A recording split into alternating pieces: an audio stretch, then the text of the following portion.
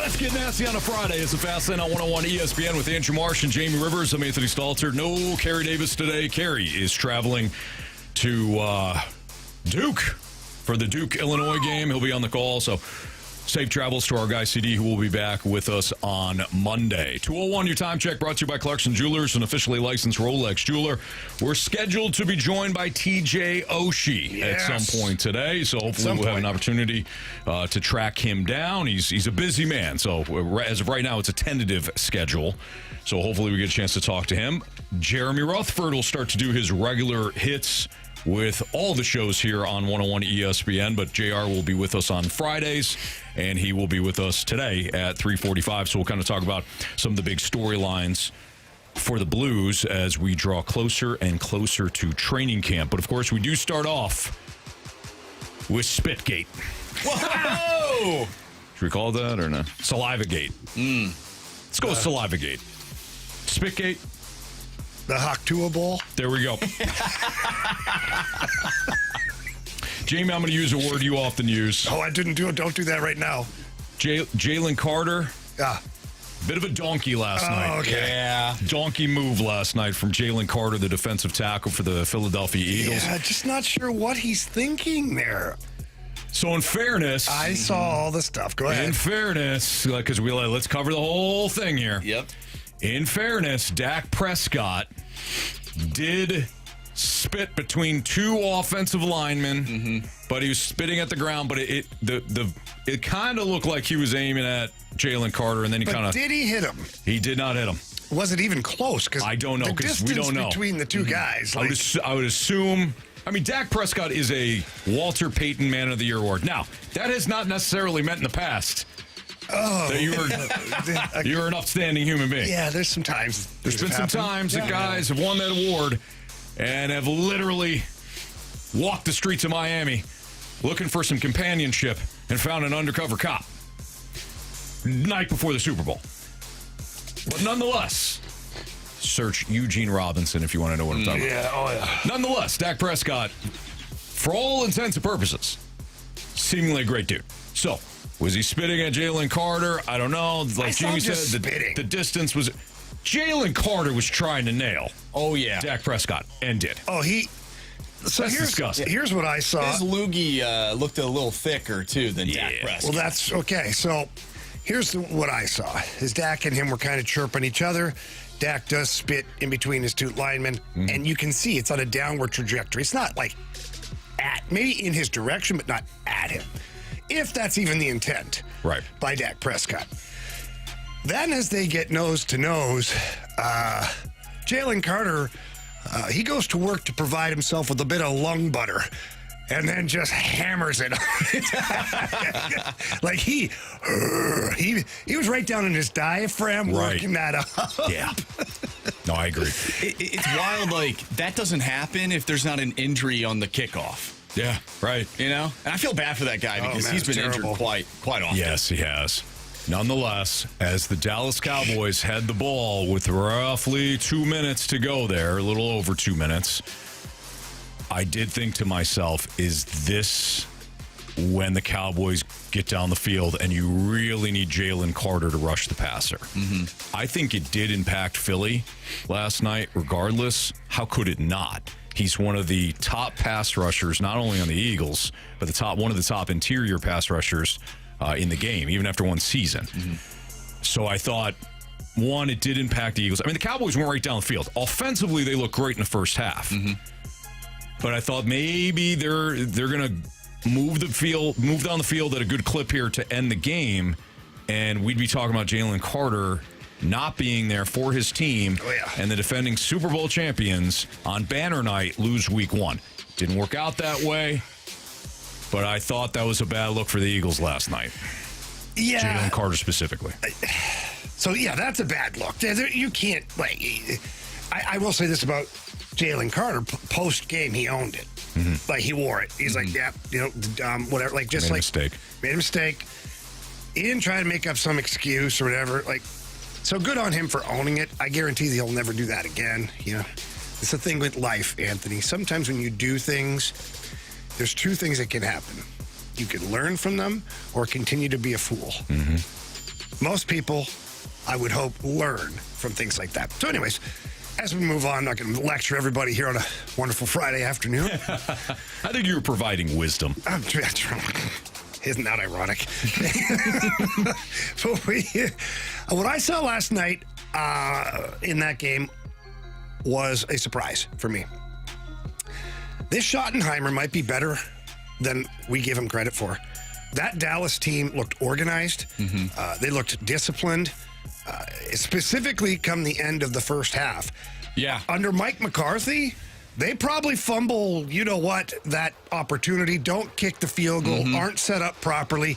They got that pass. They ran up, waited for the referee. Everything was in unison.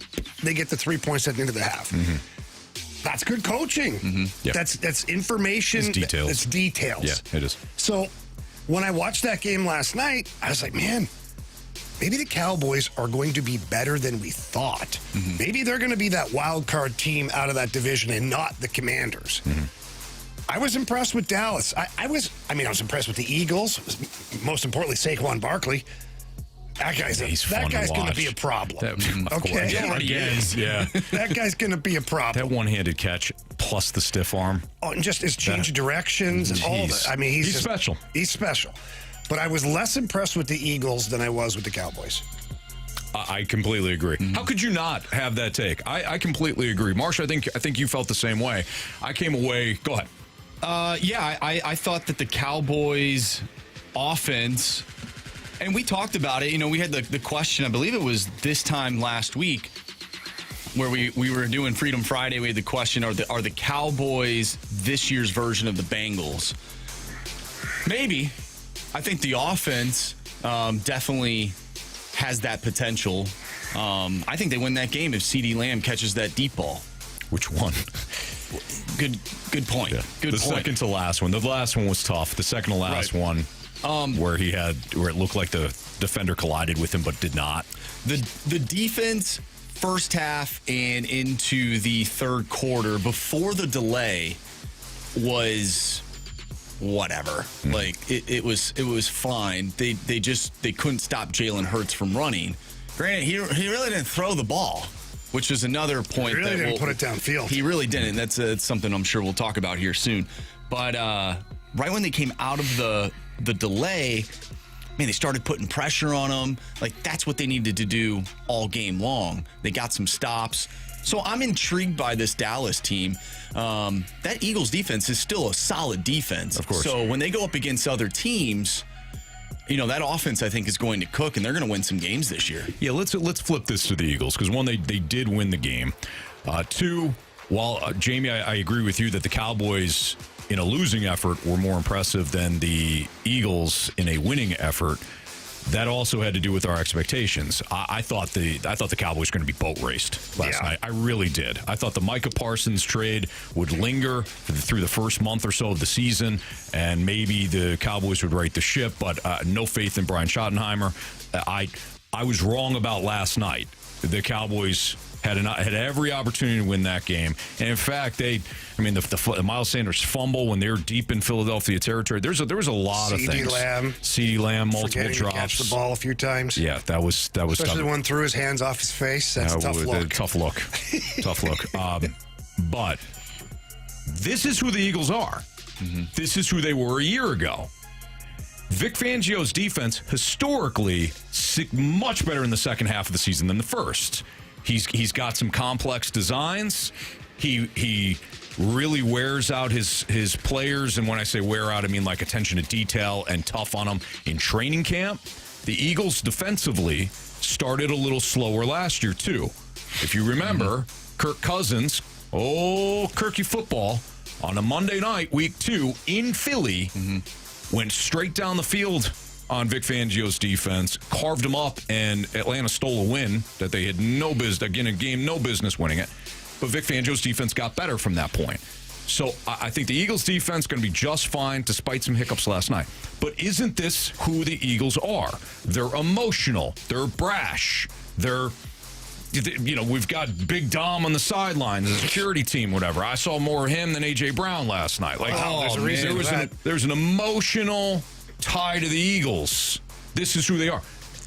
Jalen Hurts, steady presence, never unnerved by it, but he is more of a runner than he is a pure pocket passer. That doesn't mean he can't sling it.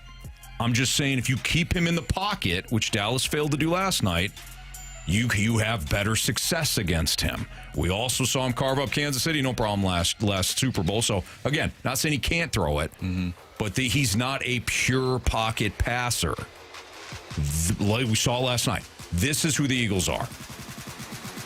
They're going to lose games they're not supposed to. They're going to win games that people will count them out on. And they'll probably make a deep run and possibly be in another Super Bowl.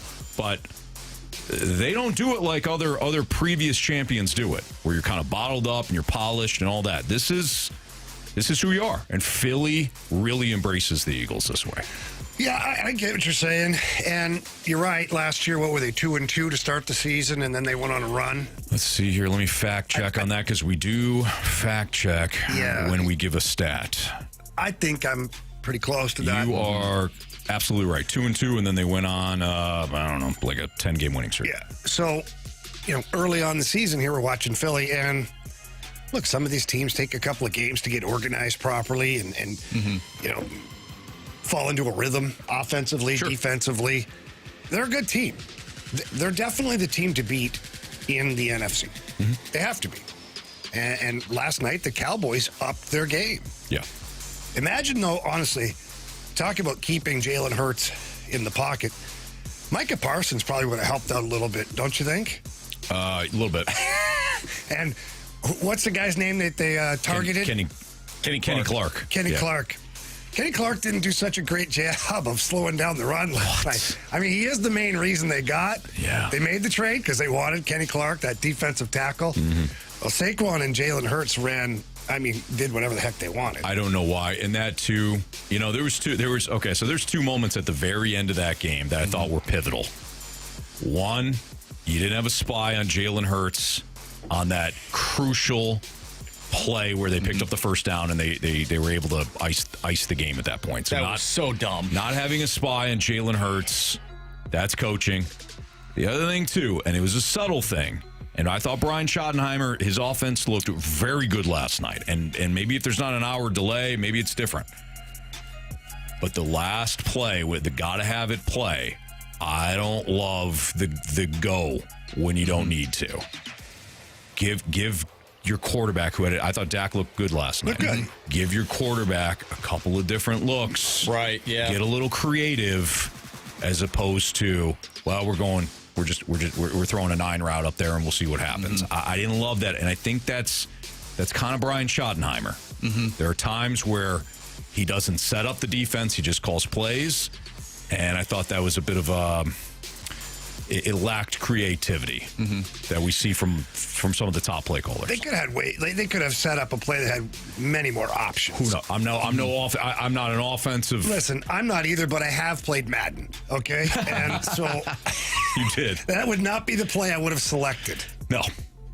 Bottom line is, let's cross them up a little bit. A little rub route. Get a little under route, a little over route. Yeah. Like, give me some layers. Give me some concepts. Yes. I think bottom line, though, the Cowboys, while we do think they looked more impressive than the Eagles found a way to win, despite all of the nonsense that happened in that game. Absolutely. Good teams find ways to win. And the Cowboys had a few plays that ultimately could have given them an opportunity to win the game, even going back to the Miles Sanders fumble. You can't do that. No. They gave you a penalty. They gave you an opportunity. Yeah, that penalty too. In the red zone, and you squandered it.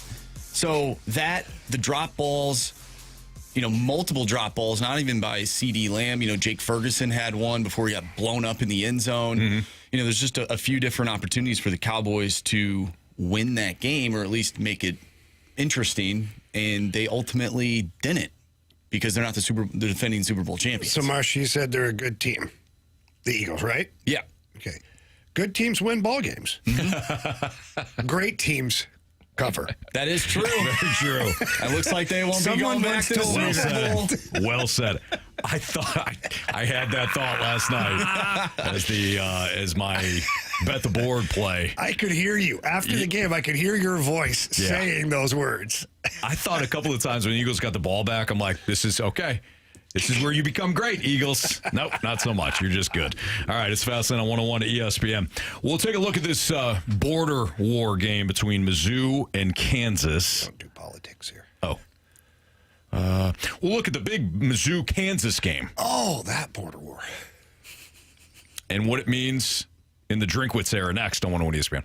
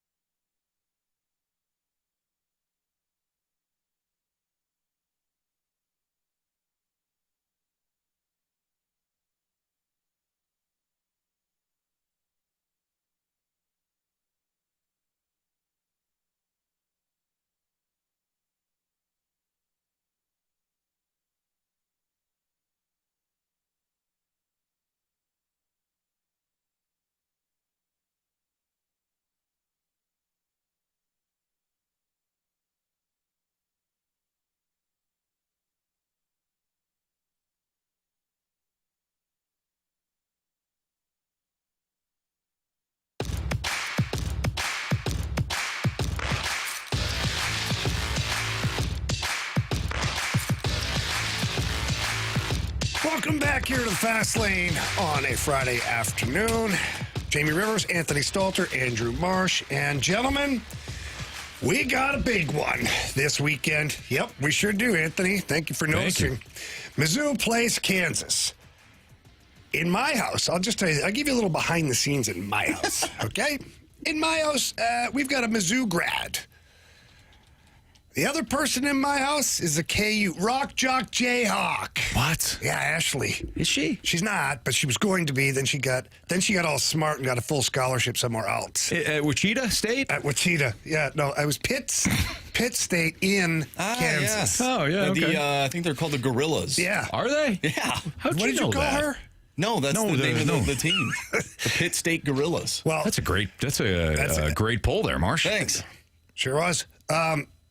Anyways, her whole family is Kansas Jayhawks, all this stuff. So we got a little bit of a border war going on in the Rivers house, too, this weekend. So just to set the table, like, I know at Furrow Field it's going to be crazy, but just imagine the Rivers house. Of course, yes. We're all thinking that, honestly, Jamie. Anyways, Marsh, you would question, you would put the question: is Mizzou versus Kansas the biggest game of the Drinkwitz era? I don't think so. So that Cotton Bowl against Ohio State. Damn right. Well, I think that plays a part of it. I think that this is huge though for Drinkwitz, based on the fact that your schedule is pretty soft. So if you lost your starting quarterback last week in Sam Horn, but Bo Perbula stepped up and he played quite well, but it was against an opponent that you should have hung 60-some-odd points against. This Kansas team, different story, obviously, but not a legit threat, nor is it a team that you will face, obviously, as part of your conference schedule. But your schedule, one, you've got a ton of home games. And two, you avoid some of the big boys in the SEC. You can't lose this one. So I don't know where it is on the landscape in the Drinkwitz era, but this one is significant based on if you want to be one of these teams that, slides into the top 25 and then maybe can make some noise and build some momentum, you can't lose this one. It's not going to look good on a resume. This Kansas team, I know they've only played Fresno State and Wagner, but they put up 31 points and 46 points. Again, maybe not the greatest information right there, but like, does Mizzou have anything to be worried about? Because I listen to people, and whatever side of the border they fall on, their opinion changes. And I'm listening to some of the people talk about how, like, this, not only can it be a huge win for Kansas, but that they're picking them to win. I don't see that, but what am I missing? Well, I wonder if that has more to do with Mizzou, the fact that they had an offseason that generated no hype in comparison to what we did a year ago. Now, I realize that those that follow Mizzou's program closer may think otherwise, but nationally, the hype wasn't there this offseason like it was a year ago. So I wonder if this has more to do with people not really knowing whether or not Mizzou is a not even just a playoff contender, but just a threat in the SEC. And they're looking at it and saying, hey, Jalen Daniels, somebody that's been very experienced now, got a couple of years at Kansas, looks sharp, albeit against a really weak opponent, but they think they rolled up like 631 total yards against Wagner. I mean, they really put it on them. But losing Sam Horn, maybe you're looking at it and saying, well, I don't really know what Mizzou is. Could Kansas win? Sure. They protect Daniels. He's got time to lead in the pocket. They win in the trenches. It's all the same football stuff we always talk about. Okay. But for me, again, this should be a Mizzou win. If you want to be a team that's like, hey, people are sleeping on us a little bit, you can't lose this one. I don't know. Maybe I'm just looking at I have some sort of like recency bias, but I just feel like this game is so much more than this season, Because of the history, yeah, sure. the lack of games that they've played over the years, and now we finally get this rivalry back. I feel like this is a must-win, and it is up there with, despite Kansas not being, an absolute dominant team, I still think it is an important win to have if you're Eli Drinkwitz in this Mizzou team.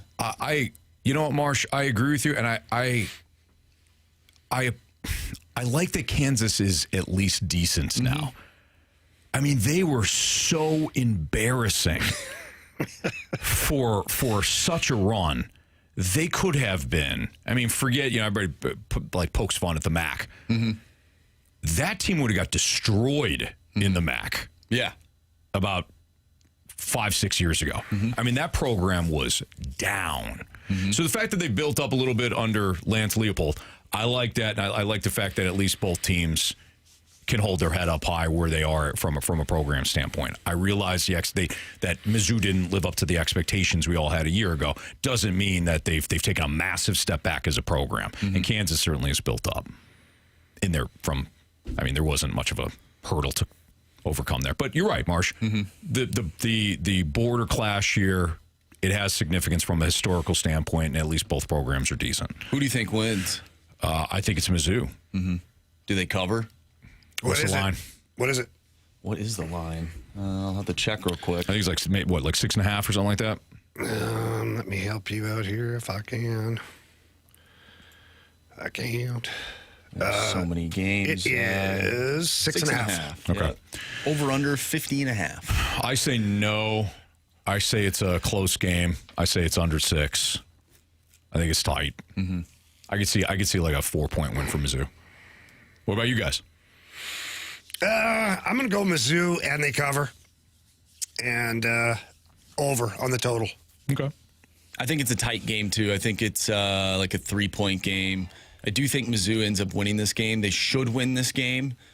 But I think people that are going to be watching this game will definitely either be very stressed out, but at the end of the day, if you're a Mizzou fan, I think you'll end up being happy because I do think they end up winning this game. There you go. Illinois is at Duke. So the other local team here that we're keeping an eye on. Our guy, Carey Davis, is not on the show because he's traveling. Illinois, a 2.5-point road favorite at Duke. I think that line is so disrespectful to Illinois. I think Illinois is going to handle business. Early game, so it's not a night game at Duke. Those can be tricky, especially earlier in the season for a team. But I see Illinois handling business. They're more experienced. They're better. They're more explosive. Duke's offense, I think, is going to be meandering. Maybe they hang a little bit defensively, but offensively, forget it. So the bigger game that I have circled here, and it's tomorrow morning. It's great. It's going to set the day off on the right track. Is we got CMU. Yes. At Pitt. Yeah, and that's a big one. Pitt narrowly favored at 21.5 points. Yeah, you talk about. I'm glad you brought this up, Jamie. I had mentioned how the Illinois line was disrespectful to Illinois. Yeah. I mean, 21.5 points. Clearly, odds makers weren't watching either. It's more of a pick'em game than anything. I wouldn't say pick'em, Jamie, but 21.5. That's way too much. Mm-hmm. You saw what CMU did. Well, you didn't. For those that saw, CMU handled business last week. 11.5-point dog. San Jose State may never be the same. Especially after Texas this weekend. Could you imagine? You get Texas pissed off, losing to Ohio State. San Jose State licking their barely functioning after CMU took them down in their house. Season opener, home opener. Now you got to go to Austin against Arch Manning in Texas, who's listened to how bad they are offensively the last week. Oh yeah. Good luck, Spartan. They're going to try to put 100 on the board easily. I don't know if they will, I but think they're going to try. They'll try. All right, it's Fast Lane on 101 ESPN. What's trending is next.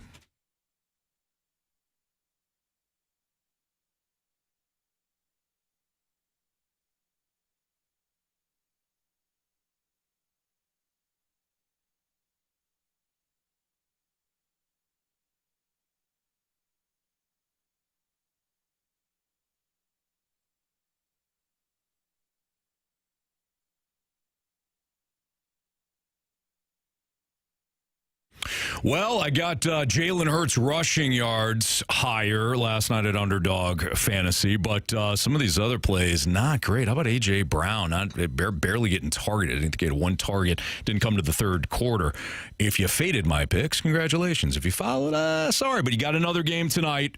you got the Chiefs and you got the Chargers, and with football being back, Underdog, the best place to select entries and win money all season long. And you can play right here in Missouri. Just go to the Underdog app or the website, choose whether or not your favorite players will go higher or lower on their stats. So for tonight, I think that this is kind of a quick redemption tour here for Patrick Mahomes and the Chiefs after losing in the Super Bowl last year. Why don't we go higher than 1.5 passing touchdowns tonight? We'll go lower on Justin Herbert's passing touchdowns. Not that I don't like Herbert, but we know that Harbaugh a little bit more conservative, and the Chargers struggled last year in 2 matchups against Steve Spagnuolo's defense. Those are my picks, but you can choose your own at Underdog. And if you get your entries right, you can win up to 5,000 times your cash, and you can play for as little as $1. So download the app today. Sign up with my promo code Anthony, just my first name, to score $50 in bonus funds when you play your first $5. Again, that promo code is Anthony. Millions of fans have already won billions making plays on Underdog. Will you be next? Underdog. Make plays, win money. Must be 18 or older and present in Missouri. Terms apply. See assets.underdogfantasy.com/web/play and get terms _DFS_.html for details. Concerned with your play, call 1-800-GAMBLER or visit www.ncpgambling.org.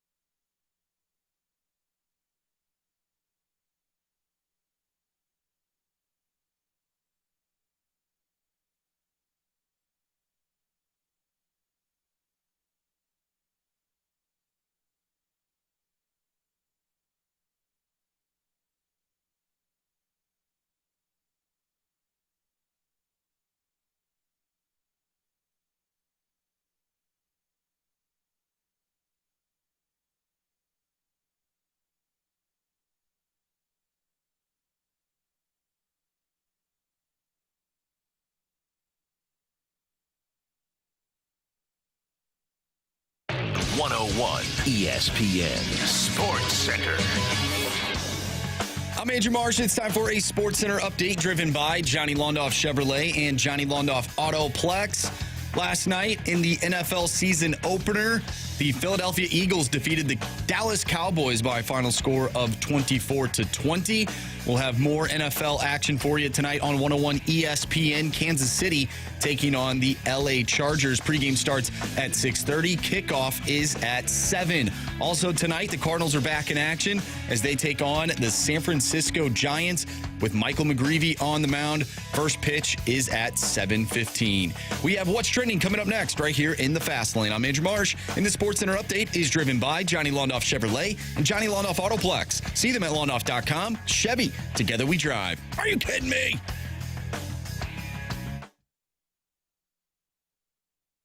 What are the hot topics in the sports world? What in the wide world of sports is going on here? It's time to find out with What's Trending? Brought to you by Elite Comfort Experts. Heating and cooling with no gimmicks, just guarantees. EliteComfortExperts.com.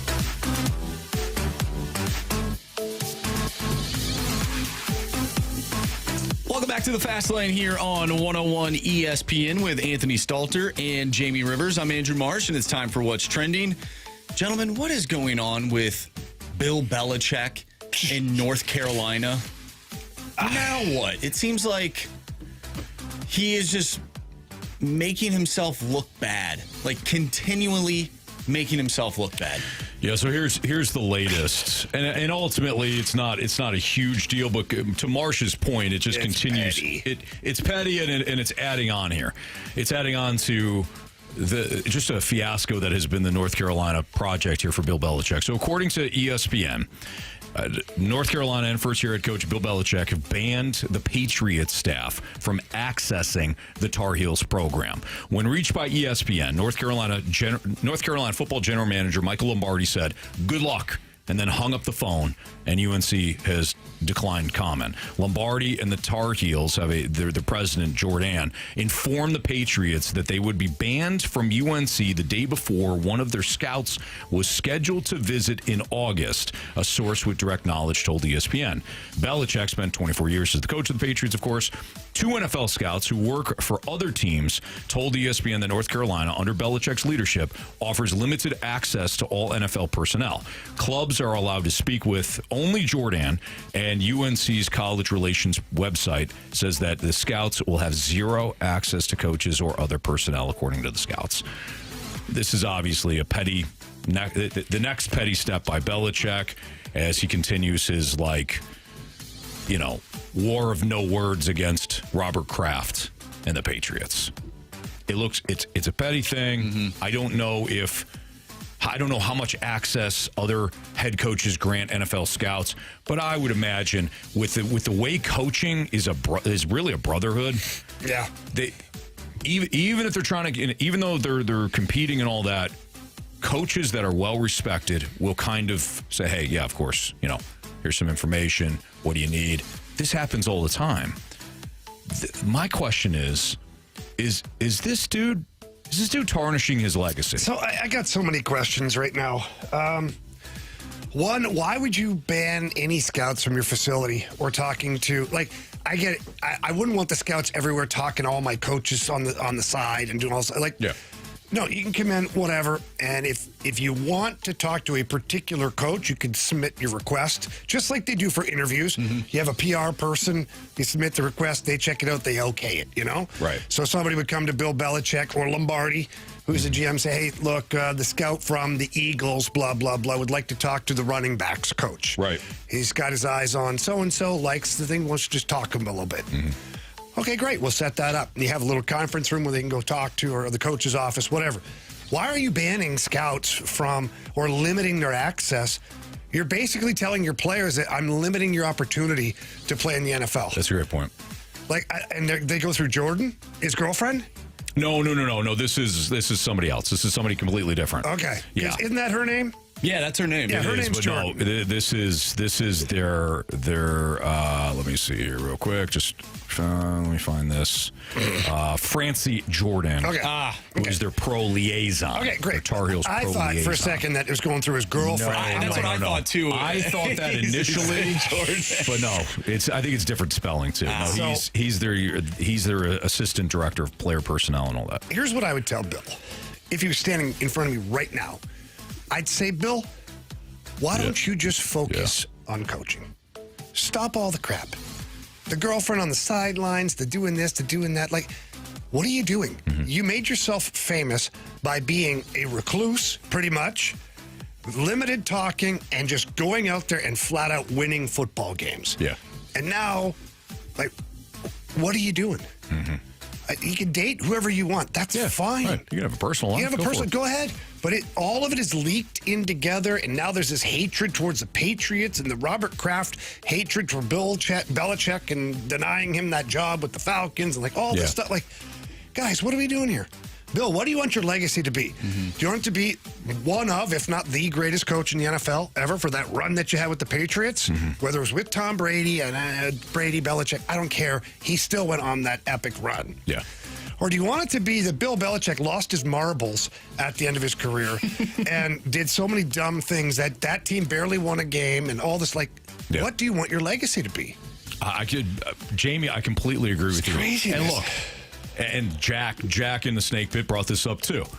Robert Kraft looked petty as well for that Patriots dynasty documentary. They really made Bill Belichick, or at least it looked like it, attempt to look even worse. Right. So this is both sides. Kraft has been petty as well. I'm not overlooking that. And Jamie's right. Apparently, one of the reasons Belichick didn't get the Atlanta job is because Robert Kraft told Arthur Blank, the owner, hey, do not hire this guy for X, Y, and Z. In hindsight, it looks like a great move. Even if Raheem Morris gets fired at the end of the year or this year, clearly Belichick was going to bring in his own people, including his sons, and it was going to be just like we're seeing it right now in North Carolina. Not a great look. So there's pettiness on both sides. This certainly looks petty as well. It's not a good look. I think the more time passes, like once he gets out of football, the more time passes, we'll still go back to that Patriots legacy and look, hey, the man won a lot of Super Bowls and all that. But for right now, this looks bad. A little bit of news here pertaining your St. Louis Cardinals and Wilson Contreras.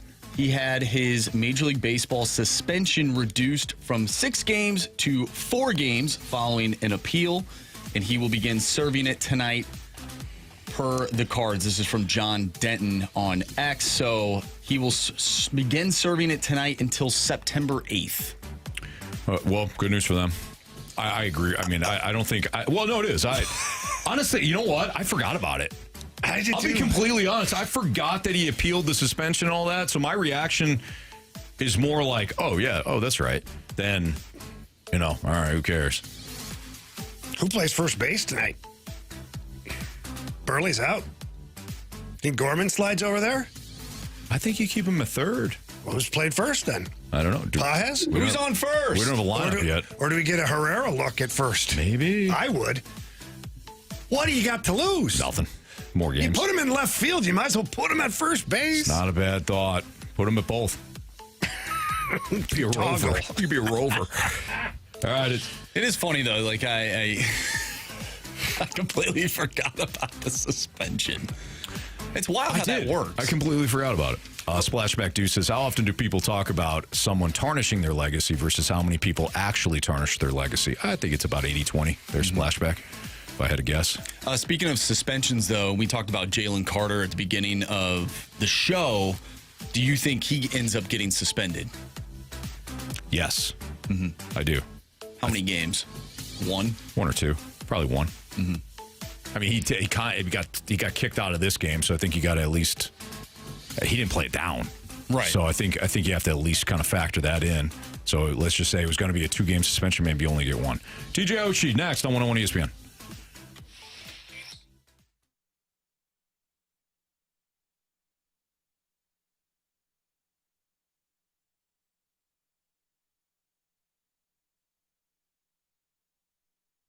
This September, it's kickoff time at Auto Centers Nissan. Welcome to the Winning Drive Sales Event. They've got over 1,000 vehicles in one massive location right off I-55 in Herculaneum, just minutes from South County. No games, no running around, just real savings and real selection. And right now, take advantage of 0% APR for 60 months, 0 down, and no payments for 3 months on the 2025 Rogue, Pathfinder, and Murano. And boy, let me tell you, these new Muranos from Auto Centers, they look sharp. Driving one right now. I love it. All built in the United States, by the way, and backed by Nissan's top ranking in the latest J.D. Power Initial Quality Study. That's award-winning quality from day one. If you're shopping used, Auto Center's got you covered there, too. 0 down and no payments for 3 months on a huge selection of used vehicles, all priced to move. Every new Nissan comes with rock-bottom dealer pricing, their exclusive lifetime warranty, and a 30-day return promise. If you're not completely satisfied with the vehicles, bring it back within 30 days, and they'll refund your money. Get to Auto Centers Nissan in Herculaneum this weekend or visit AutoCentersNissan.com and tell them Stalter sent you.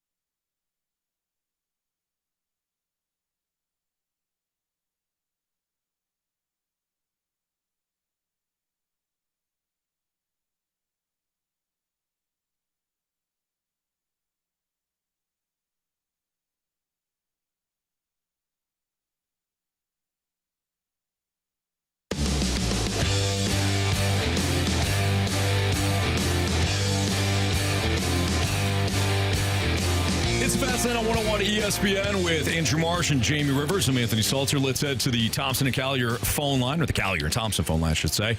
We have former Blue TJ Oshie on the line right now. It's always great to chat with Osh. TJ, thank you so much for carving out some time with us and what no doubt is a busy time of year for you. No, absolutely. I'm happy to jump on. Thanks for having me. Hey, Osh, how is retired life treating you? You know, I know you guys are moving around from D.C. back to the mini area. You got the kids going back to school. Like, everybody always has this vision of like, oh, that retired life is awesome. It's hectic, though, sometimes, isn't it? I mean, I'm busier than I ever have been in my entire life. There's no point in my career that I was getting less sleep and doing more work than what I'm doing now. So, I don't know if it's necessarily retirement. I think maybe it was more the retired life playing a game for a living than it is at home chasing 4 kids around and getting to sports and all the other stuff that goes into it. But I really am enjoying it, and I absolutely love spending time with my wife and my kids, and so it has been nice to make up for some lost time. Yeah, I bet. And, you know, it's funny, Osh, I look back at, you know, when you first got to St. Louis, and, you know, you guys had a nice, good young team, good young guys, good group of guys. And then, you know, people follow you throughout your career. They see you get married. They see you're having children. They see you winning a Stanley Cup. And now, you know, at the end of the road here now with your retirement, you know, people often look back at your times here in St. Louis as great times, so much so that I got to say I was pretty pumped up when I saw your name on a list of potential Blues Hall of Fame inductees. How does that make you feel? I mean, I'm very honored. I was out at Waltz when he got inducted, so you know, it's a very huge honor to be considered to go into the Hall of Fame. I absolutely love my time in St. Louis. I think the support that I got from the fans was just so incredible that they'll always have a special place in my heart, and so many good teammates. And, you know, I really enjoyed my time there. So it would be an absolute honor to inducted, and even it's an honor just to be named. So a lot of really good people on that list, phenomenal players and phenomenal human beings. So what an honor. TJ Oshie joins us right now on the Fast Lane on 101 ESPN. TJ, as you look back on your remarkable 16 seasons in the NHL, what was something that you felt as though that you had to learn early on? And the reason I ask that is because there's so many young players in the league, not only just the NHL, but everywhere. And I feel like there's always a learning lesson early on that if you could go back and tell yourself something when you first got to the Blues, what would it be? Yeah, I think it would be just kind of how to be a pro at all times. There's no doubt in my mind that when the game started and when practice started, I gave everything that I possibly could, and that will never be a regret of mine. I'll never think, oh man, I wish I would have worked a little harder here.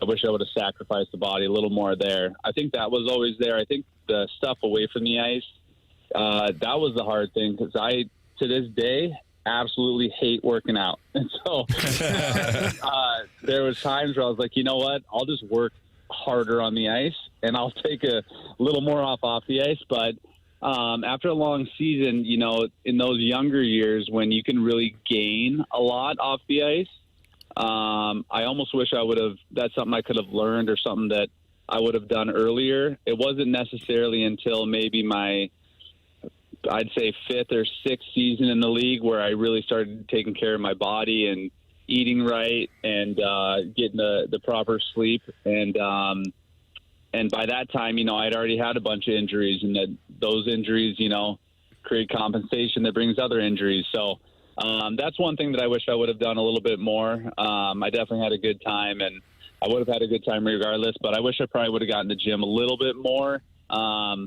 But other than that, I mean, I'm super proud of, you know, where it was. But obviously, looking back, that's one thing that I probably would have taken a little bit better care of. You know, Oshie, you're not alone, because I was the same way. Came into the league, had success in junior, just think, okay, I'm just going to keep playing hockey. That's what I do. I'm a hockey player. You don't necessarily focus on the gym. I know I spent a lot of time focusing on some of the local watering holes rather than being at the gym. But that's part of the maturation process when you go through this thing. Is you come in a young boy, basically, and somewhere you got to quickly turn yourself into a man if you're going to make a real good career out of it. Yeah, absolutely. And, you know, it's hard when you're a young guy. You have more money than you probably should have, more free time than you probably should have. And you know, I did learn that lesson, and I really did take care of myself.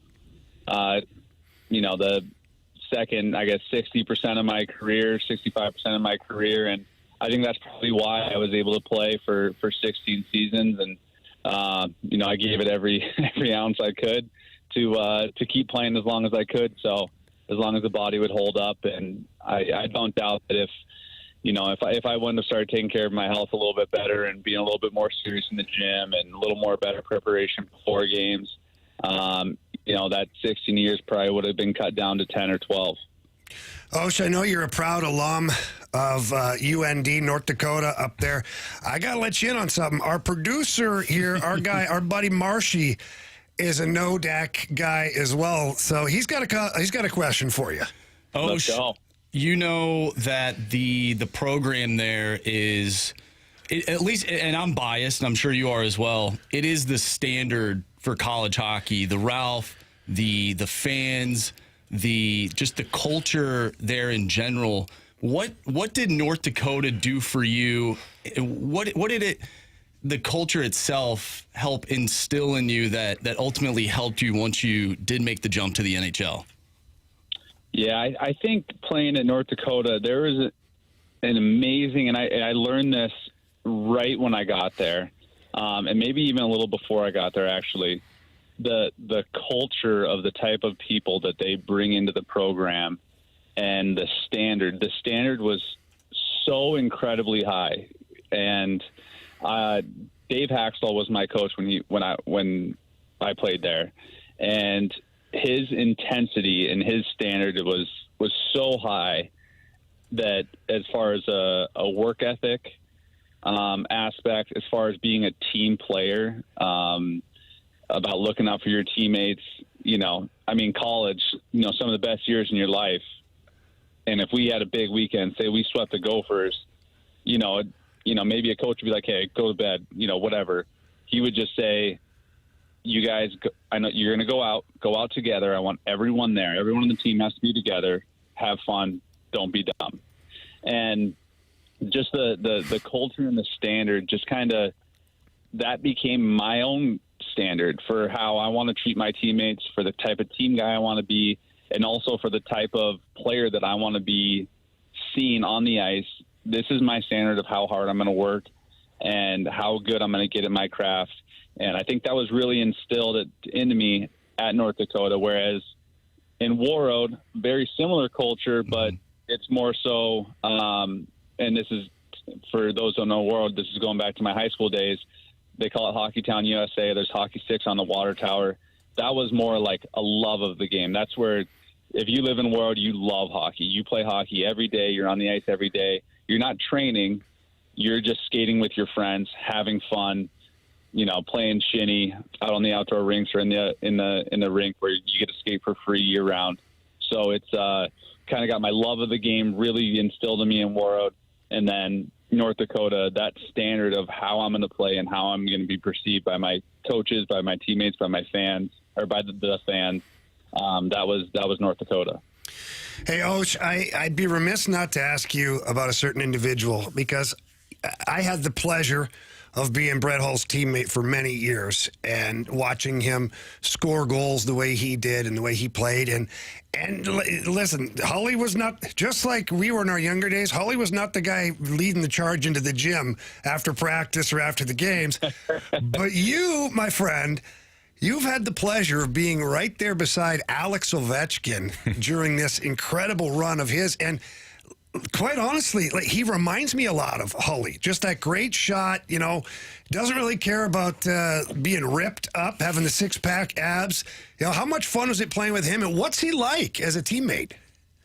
Man, he is honestly one of the best. And I've been fortunate enough to have, a couple pops with Hully a time or two, and there's actually a lot of similarities between the two guys.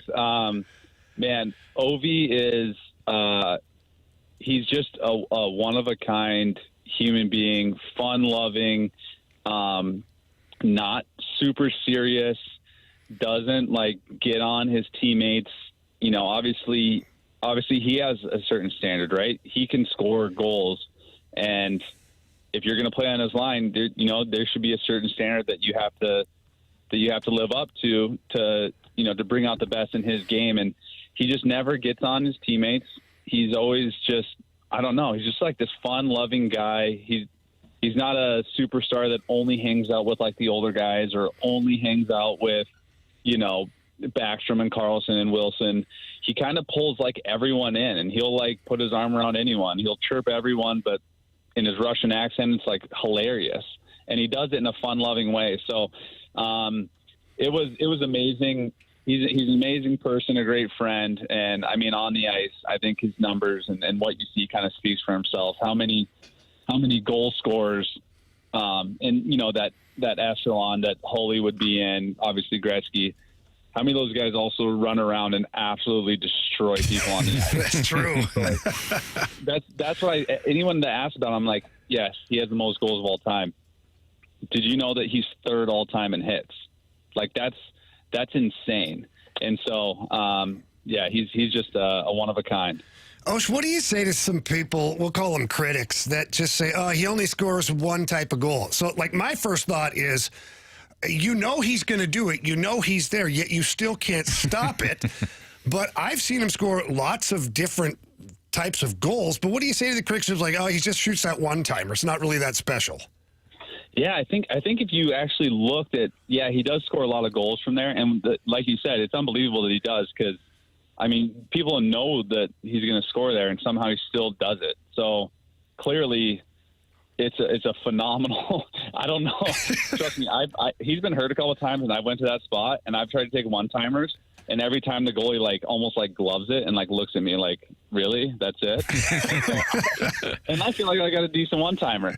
But it's unbelievable. But actually, if you watch, he's actually gotten a lot smarter over these last couple of years. He's scored so many goals in and around the net these last couple of years that he's changing his game, and he's finding different ways, and the coaches are doing a good job putting him with line mates that can find him in other areas. But he does, the same way a Draisaitl or a Kucherov is going to sneak over into kind of that one-time spot on the other side. It is kind of a goal scorer spot depending on what hand you are. So, and if you play with players that can make a seam pass, I mean, his one-timer is I think the best of all time. So, he's a smart man. I guess you don't fix something that's not broke. Yeah, no kidding. Well, look, Osh, we'll let you go here. I just want to thank you very much for coming on today. And most of all, I just want to congratulate you on an awesome career. I absolutely loved watching you play. I loved the way you were physical. You're not the biggest guy. You threw your body around. You really came into your own in Washington. And just congratulations on an awesome career, and all the best in retirement with your lovely family. Thanks, brother. I really appreciate it. It was a fun ride. So happy to join the alumni group, and so I appreciate you having me on the show, and it was a blast. Obviously love my time in St. Louis, loved it in DC, and now gonna enjoy riding off into the sunset.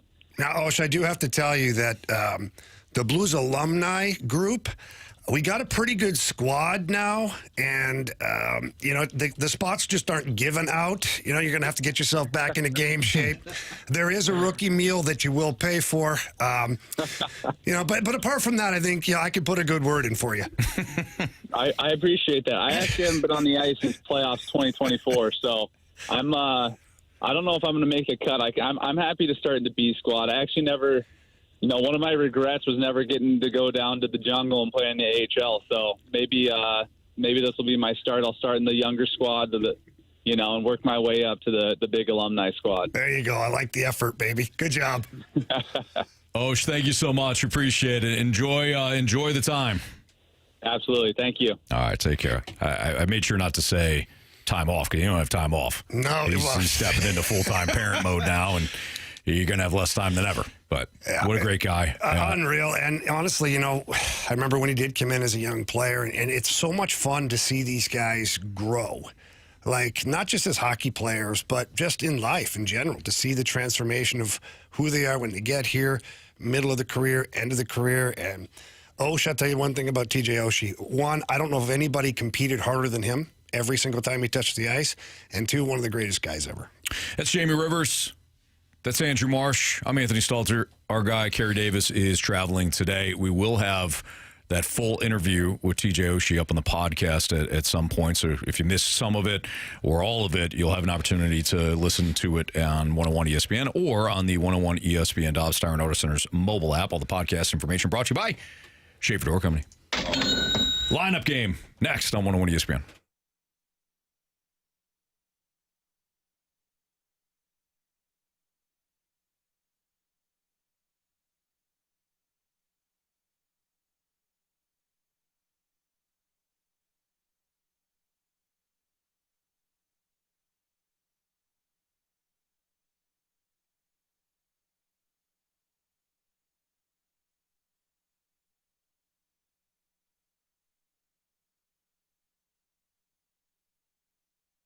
Anthony, tomorrow over at Mentality in Chesterfield, they've got a health fair going on for men and women. And again, we've talked about this a lot this week, that everybody thinks that Mentality is just male driven. It's not. They take care of the hormones for both men and women.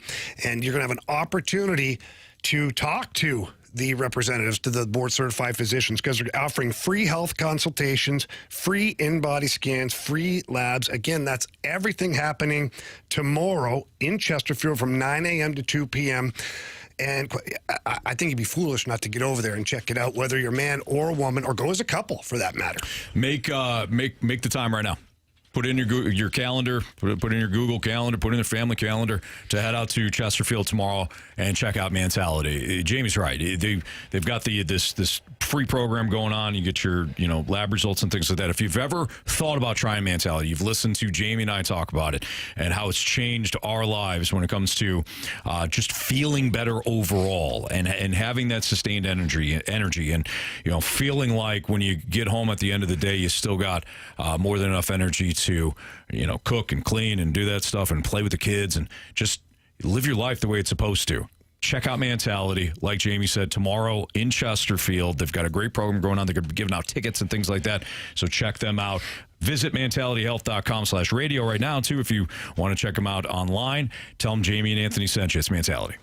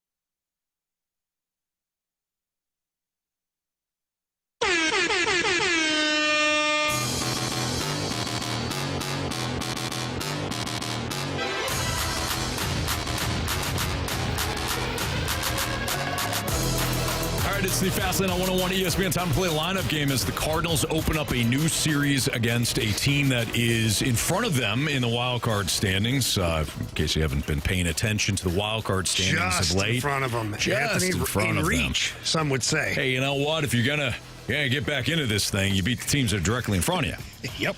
The Giants come to town, and Michael McGreevy will hold the rubber tonight. Carson Seymour, the right-hander for the Giants. Wow, okay. Will be on the rubber. All right. So he's a right-hander. There's Lars here. Lars here. Last time we played this game as a lefty, so it wasn't Lars. I agree. Show us the nude bar. International superstar. Watch out, don't run into any walls or anything. Von Herrera. Yes. Show us Yvonne Herrera. Oh, Yvonne? That's a French-ass name, Yvonne. Yeah, my little croissant, little cheese on my croissant. Okay, so here's where it's going to get bumpy, I think. Because no Contreras, no Burleson. That's your 3-4 hitter for most of the season. Contreras has been bumped up to 3 here quite a bit recently. So he will not be in the lineup because he's going to be starting his suspension tonight, which will only be 4 games. But nonetheless, it leaves us with a problem here. A decision. A conundrum. A challenge. Yes. An opportunity for greatness. Yes. Yes. All right. So if we're thinking about this from like a hitting standpoint, you all right? Almost fell out of your chair there. I almost dropped my glasses. I couldn't hear for a second. All right, Velma. All right. I think it would make sense if Mason Wynn were hitting third and Nolan Gorman fourth with Wilson Contreras out. I agree. Ollie has also been the guy that's often I'll just bump everybody up. So while Mason Wynn's not a typical cleanup hitter, I could see him just bumping everybody up. I cannot see Mason Wynn there's no way. Brendan Donovan was a stretch last year.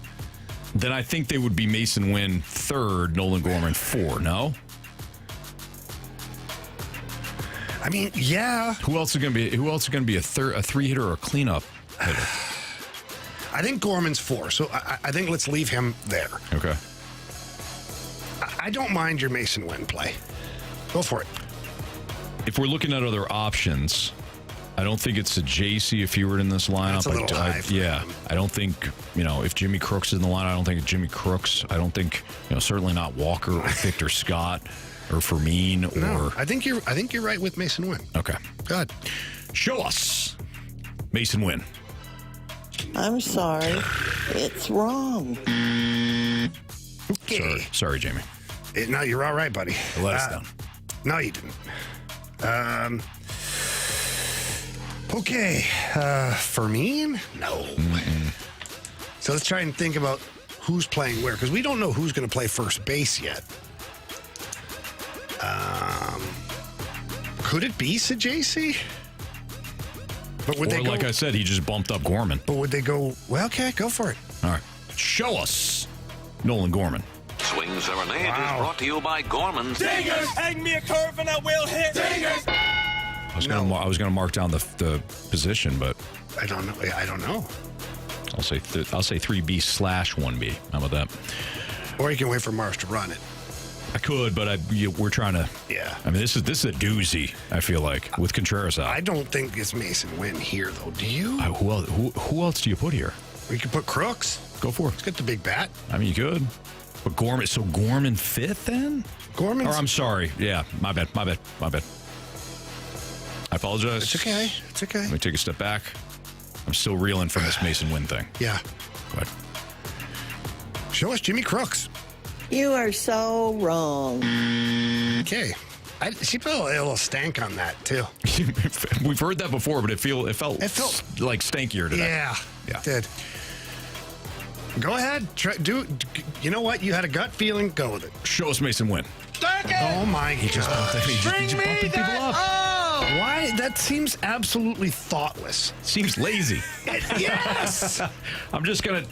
Okay, just gotta move everybody up. Add the new guy at the 9 hole and bump everybody else up. So then this would be... Hang on, I can tell you. Right, we got to look at the previous lineup here. It would be... Sajasi? No, the last lineup I have had Gorman in 6. That's certainly not But that was a left-hander, so you almost had to go... You have to go back to the... Here, so it was previous. Crooks. It was Crooks where? In the 6 hole. Two games ago. It would mean he would be... Didn't do it. Show us Jimmy Crooks.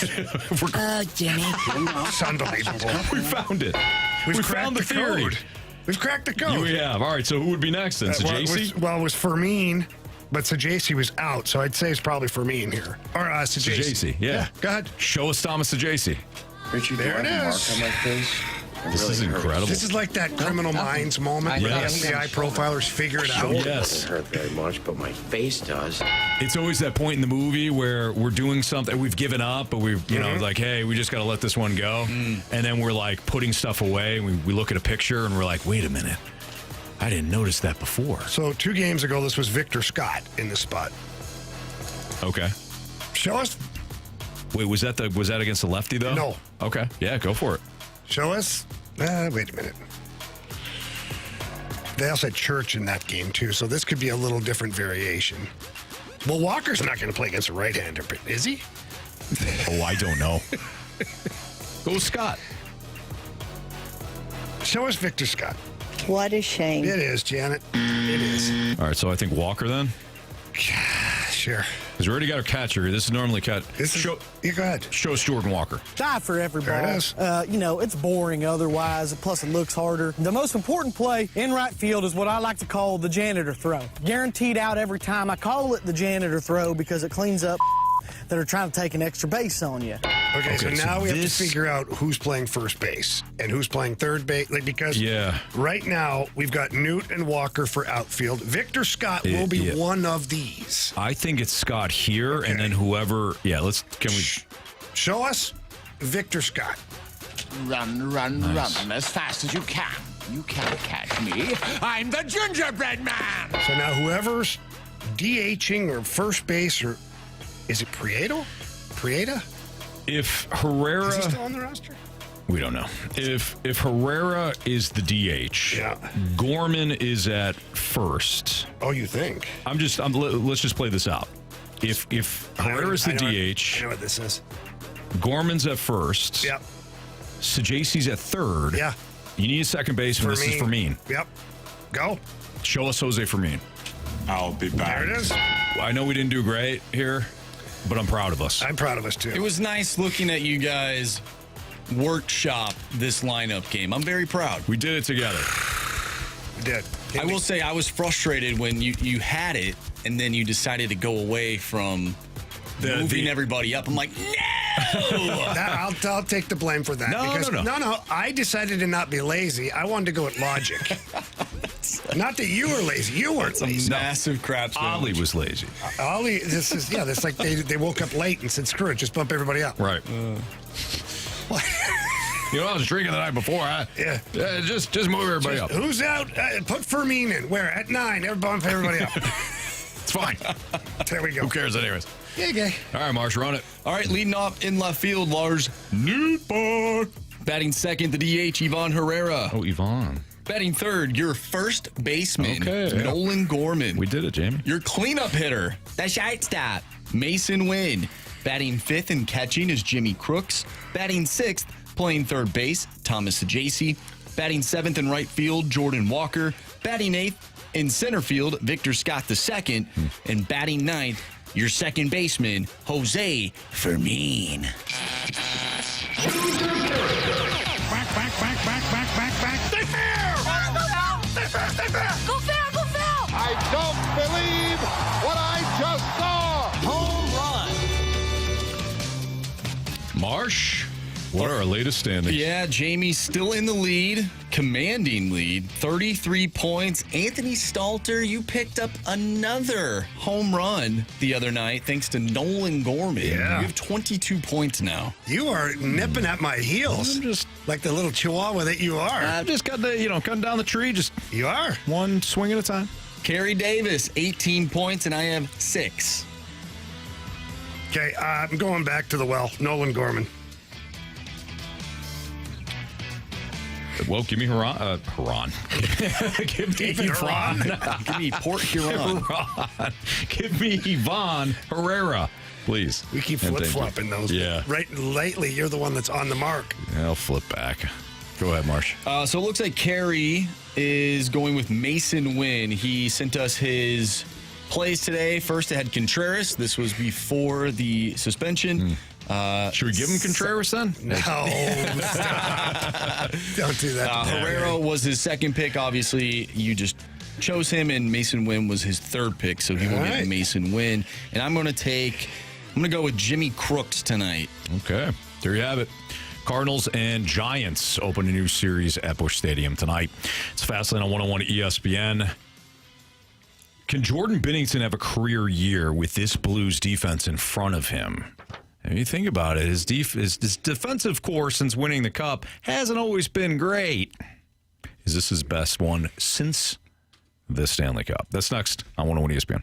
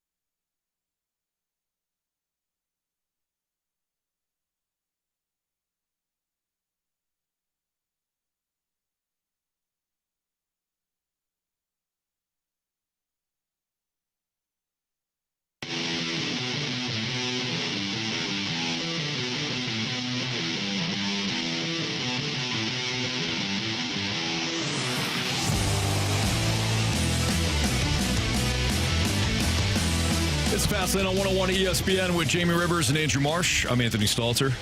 Jordan Binnington, can he have a career year with the Blues defense in front of him? This Blues defense in front of him. NHL Network has been ranked 7th in their top 10 goalies right now. Last year, he was unranked. Given where this defense is compared to some of the defensive core that Binnington has had in front of him since the Cup. Yeah. It hasn't always been great. Nope. Do you think he could have potentially a career year? I don't see why not. I thought Jordan Binnington had a hell of a season last year. I really do. I think that it's amazing to me. It's amazing to me how certain events can completely change a narrative. And let me explain.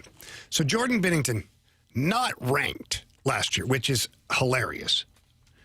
Then all of a sudden, he has an average first half of the year because the team was pretty average. Like, he was fine. He was mid. He was mid. The Blues are mid. The Blues were mid, and his numbers were mid. Same thing. But he goes on to win the Four Nations with Team Canada, stands on his head in the final against USA, and all of a sudden, everybody's now banging the Binnington drum. Like, we knew this, like St. Louis Blues fans knew this the whole time.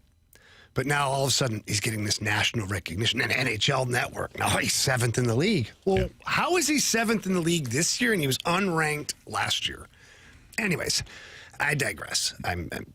You're right. You know, I got no rebuttal for you. No, it's really not a discussion. It's me just kind of being snarky and making fun of people. I like snarky, Jamie. Yeah. But no, I think Jordan Binnington, I've always thought that he was an elite goaltender. He hasn't always had elite numbers, but big games, man, the guy shows up. He's a hell of a competitor. Here's the thing about Jordan Binnington is he's really turned into a leader on this team. Like, he's a really good voice in the locker room. Having the opportunity to talk with him on a regular basis, just about things other than hockey. He's got incredible knowledge on a lot of different things, and he takes his craft very seriously. He's always looking for an edge, whether it's a new breathing technique to slow down his heart rate, like all this really cool stuff. Can you slow it down even more than it already is for him? Because for him, he's got to be corpse territory at that point. At some point, you got to be worried to get the paddles out. No kidding. And I know how that feels. But I just think that it's nice to see him get the recognition. And I do agree. I think, Anthony, if Logan Mailloux plays anywhere where we think he could play, if Justin Falk has a little bit of a bounce-back season, not that last year was bad. It wasn't as good as the year before for Justin Falk. If you see all that happening, a full season of Cam Fowler, a full season of Philip Broberg, who's a year older and a year better, Tyler Tucker, who's found his game, and as a team, the group overall was really sound defensively in the second half or the last quarter of the season last year. So everything lines up for Jordan Binnington to have a really, really good year. Yeah, I agree. Is Logan Mailloux kind of the, I don't want to say key, but is he the wild card in all this that could flip things? I don't think so, because if he's not ready to play in the top four, he'll play in the bottom two. And if he's not ready to play defensively in the bottom two, you still have Matthew Kessel. Matthew Kessel played very good for you in the last couple of years. So I'm not worried about it. Yeah. I don't think that's like the piece like, oh, boy, they're going to expose this Mailloux kid. Well, one, he's never really been given opportunity to play. Sure. And two is if he's not up to the task, he won't play as much or he won't play at all. I was almost thinking about it the other way, though. Oh, okay. If he comes in. Yeah, absolutely. I think Army, I call me crazy, I think Army has an eye for spotting good young talent that has been in other. What would give you that indication? Well, it's not a what as much as it's a Broberg and Holloway, plus a track record of success, including a couple of cups. But if Mailloux is, if he steps in, and I know he didn't have the same experience as Broberg and Holloway, but if he steps in and is a small revelation for the Blues, I'm thinking more positively. Can he impact it? And you say, hey, Binnington now has an excellent defense in front of him, better than we even thought. Yeah, if he's fighting for ice time with Justin Falk, that means your defensive core is playing pretty good. And yeah, you're right. He can absolutely flip the script if he comes in and is anything close to what you think he might be and play solid defensively. Now, it's going to take some time. It is, because it's a new team, new system, new teammates, obviously a new coach, all that stuff for Logan Mailloux. And being a defenseman in the NHL is not easy. It's just not. How would you know? Yeah, don't know. Just guess sometimes, get it right. But yeah, no, I think you're right. If he plays solid defensively, that could really turn things around. I think this is a year where Jordan Binnington might finally get some Vezina Trophy considerations. Yeah. You know? Be nice, man. Those goalies that win the Vezina usually play on really good defensive teams. And the Blues in the last quarter of the season last year showed us that they can be a really good defensive team that just requires a goalie to make the saves. And when you have that situation, Jordan Binnington's going to make those saves. Agreed. So it'd be fun to see him get a little bit of attention for the Vezina Trophy. But, yeah, it is a team game through and through, but you need that goalie to make that final stop. That is former Blues and NHL defenseman Jamie Rivers. I'm Anthony Stalter. It's Fastlane on 101 ESPN. More Blues coverage coming up in 15 minutes. Jeremy Rutherford stops by. He'll break down maybe some of the training camp storylines, and we'll throw the Jordan Binnington question at him too. So JR in 15 minutes, our Blues insider with The Athletic. But NFL Week 1 entrance survey is next. Talking about some of the key questions as we approach the full slate on Sunday in the NFL. That's next on 101 ESPN.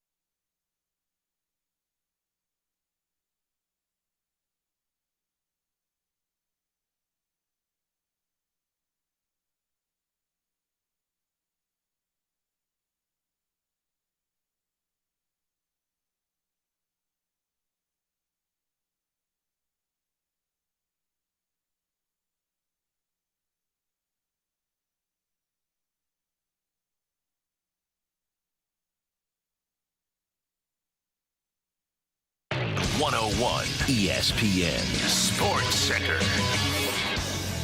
I'm Andrew Marsh. It's time for a Sports Center update brought to you by Saliga Heating and Cooling. If you missed our interview with TJ Oshie earlier today, make sure you go to 101ESPN.com or check out the free Dobbs Tire and Auto Center's 101 ESPN mobile app. Just head to the podcast page. You'll find all of our interviews and full shows there, and it's all brought to you by the Schaefer Door Company. We'll talk with Jeremy Rutherford within the next 10 to 15 minutes, so stay tuned for that. But we're going to dive back into the NFL. Last night's season opener, Philly takes down Dallas 24-20. Tonight we have the Chiefs taking on the Chargers. You can listen to that game right here on 101 ESPN. Pregame starts at 6:30. Kickoff is at 7. So we're going to dive into the NFL with our Week 1 entrance survey. I'm Andrew Marsh, and the Sports Center update is brought to you by Saliga Heating and Cooling, a Daikin heating and air conditioning dealer.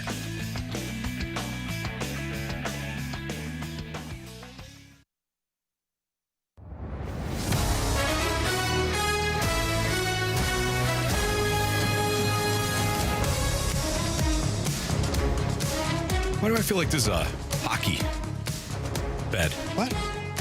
Anthony, this is as football as it gets. What are you talking about? I don't know. I feel like when I hear this, I feel hockey. Was this the bed that they used? Watch football? No. Is this what they use for your keys to victory? Nope. No. Oh. This is labeled football bed too, Anthony. Unless you're calling somebody a liar. Is this my first show? Maybe. On this? Might be your last. Station? Fair. Pretty fair, Jamie. Well, I feel like a donkey. You just never know. You just don't know these things. Jeez. All right, it's the Fastlane on 101 ESPN for now. NFL Week 1 entrance survey. If there were any team, gentlemen, that could benefit most from a fast start, as in like a win right out of the gates, even though there's more than enough time, since it is only Week 1, more than enough time to bounce back. If there were a team that you felt as though needed to start fast, what would it be? I've got a couple. What's your first one before? My first initial reaction was the Chicago Bears. I thought of Caleb Williams, Ben Johnson. You know, he's never been a head coach. Caleb Williams has never actually had a real coach. And so, that would be one. My second one was Carey's Steelers. Because what is Aaron Rodgers? If he comes out and has a bad first week and they lose, I could see the wheels kind of falling off of that thing. Sure. But if he comes out and just has a solid first week and the Steelers win, the defense plays great, all of a sudden be like, yeah, you know what? I wouldn't sleep on that team. So those are the two that jumped off the page for me. Marsh? For me, it's the Miami Dolphins. I brought it up yesterday. Mike McDaniel, if this team does not make the playoffs, I think he is out of there. And they're taking on the Colts. But we talked about this in the office before the show started, about the line in that game. There's something funny about that line that makes me question this game. And if Miami is going to make the playoffs, they need to beat teams like the Colts. But for whatever reason, the odds makers have this as a very close game, which concerns me for Miami. Yeah, I agree. There's something fishy about that line. Yeah, no pun intended. The Dolphins. Love it. That was good. Totally meant it too. All right, I'm going to read off some scores to you guys. 21-20 loss at Seattle. 16-13 loss versus the Chargers. 27-24 overtime victory versus Marsh's Vikings. 23-20 overtime loss to the Steelers. 24-3 loss at Cleveland. And 16-10 loss versus the New England Patriots. Oh, yeah. Do you know who that team is? Because that is their Week 1 resume under their current head coach since 2019. Ooh, so an overtime. Well, I gave you the biggest hint last year. If you can remember, the Patriots. Oh, the Patriots. It's the Cincinnati Bengals. It's the Cincinnati Bengals. Yeah, they've had bad starts for 3 years in a row. That's since Zach Taylor took over. So all the things they have one win in Week 1 under Zach Taylor. If you want to build off of the momentum that you created at the end of last year, where you almost snuck into the playoffs despite a bad start, you better start fast. And they got Cleveland, who isn't good, but it is a divisional rivalry. And Joe Flacco, got to be careful. The Patriots beat them last year. Yeah, that was bad. That was real bad. So I got the Bengals that need a fast start. Who do you guys think we'll find out more about for Sunday night? Ravens or Bills? Or do we stand to learn anything about this clash? If it's a blowout, one way or another, like, I don't think it will be, but if one team trounces another team, I think we'll find out about those teams in that moment. Like, if the Ravens go in and put a beating on the Bills, like, okay, if the Bills otherwise do the same to the Ravens, you kind of have an idea of what the conference might look like. But if it's a close game, which it's going to probably be, like a 27-24 game or 24-21 game, like, I don't think you find out anything. You find out these two are just the same as we thought they were, going to be competitive in their conference, and we don't know who's better than who. Yeah. I don't think we find out really anything that we already don't know, right? Like, it's week one. I don't think when we get to the end of the season, these are going to be the same teams. Yeah, I agree. To me, it's just... To me, this is a Chiefs-Ravens matchup from week one of last year. It's going to be a great game. It's probably going to come down to the wire. We just need to sit on the couch and watch it and enjoy it. I agree with that. I don't think we're gonna learn much. Whoever loses, unless Jamie said it is a blowout, then it's like, whoa, holy smokes. Like it's an ugly blowout. Like one team dominates the hell out of the other team. What happened here? Yeah. I don't think it's going to be that. I think it's going to be close. And I think that we could possibly see these two teams back in the playoffs again next year. If you have to choose one, which big underdog has the best chance to pull off the upset this week? And I got a list. Yeah, go ahead with the list. Giants at Washington. No. Saints versus the Cardinals. No chance. Browns versus Bengals, or Titans versus Broncos. Well, basically, I gave you a crap sandwich here. We're all going to have to eat one of these. I have one of them. I know my crap sandwich. My crap sandwich is the one we already talked about. The Bengals are not good in week one. If there's an underdog that wins, it's Cleveland. Myles Garrett has a big game. They can't stop him. He's in Joe Burrow's face. Joe Flacco's just solid. Nothing special. They just march down the field. Tight game. They win. I see that being an upset.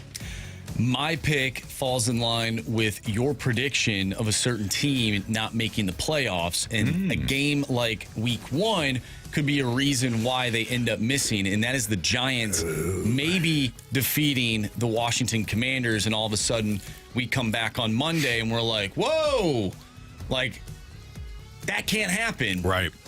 I could see it happening. Don't think it's going to happen. Sure. But if I had to pick out of these four games that you put on the sheet, the Giants over the Washington Commanders. I could see that. I would definitely choose one of the two divisional games. Giants, Washington, or Browns, Cincinnati. We saw last night Dallas hang with Philly, and I certainly didn't see that coming. I'll choose the Browns, too, just because of the background of Zach Taylor. And like you said, Jamie, Myles Garrett can wreck one or two games a season for their opponents. So I'll say the Browns as well. Again, not predicting it, just...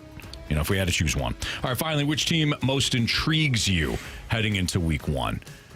Doesn't even have to be a good team. It just has to be intriguing. Yeah, I'm intrigued by Denver. Bo Nix had a good season last year. Does that continue?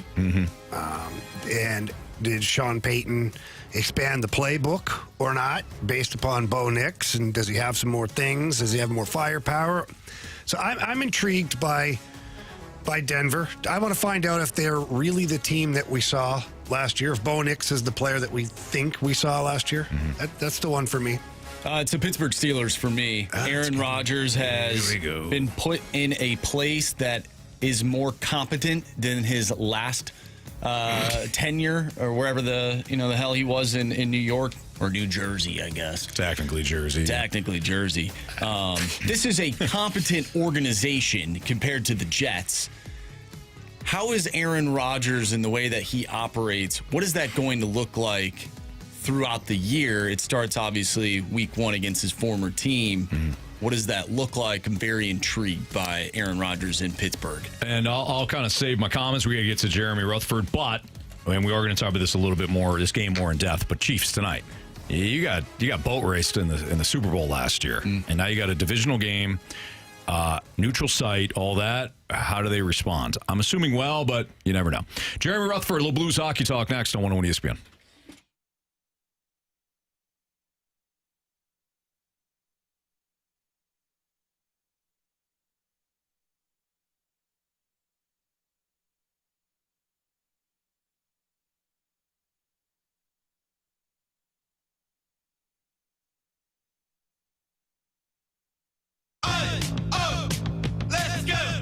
You've still got it, but your immune system weakens as you age, making it harder to fight flu, pneumococcal pneumonia, RSV, and COVID-19. Ask your doctor or pharmacist which vaccines you need.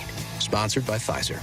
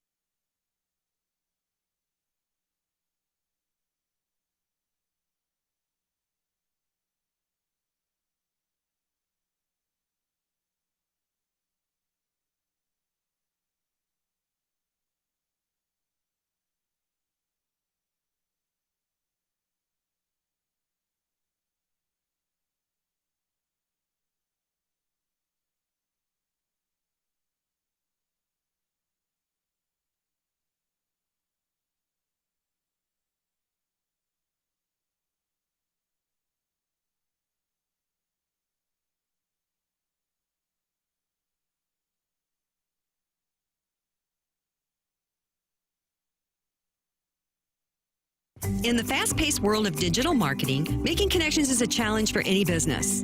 But what if we told you there's a place where connections aren't just made, they're grown? Meet 2060 Digital, your premier Google partner and top-tier digital agency. We don't just follow trends, we set them. At 2060 Digital, we're not just another agency, we're your strategic partner. We dive deep into your challenges and develop solutions that drive measurable outcomes. Ready to elevate your digital presence with campaigns that connect? Google 2060 Digital today.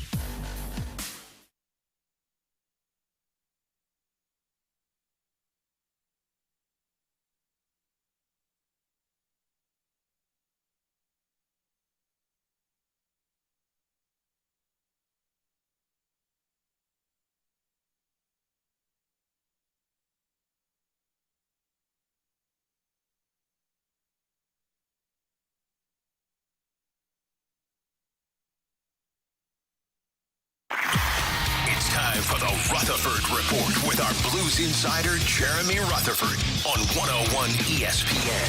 JR is brought to you by Evergreen Wealth Strategies, helping everyday people every day. Visit evergreen-ws.com.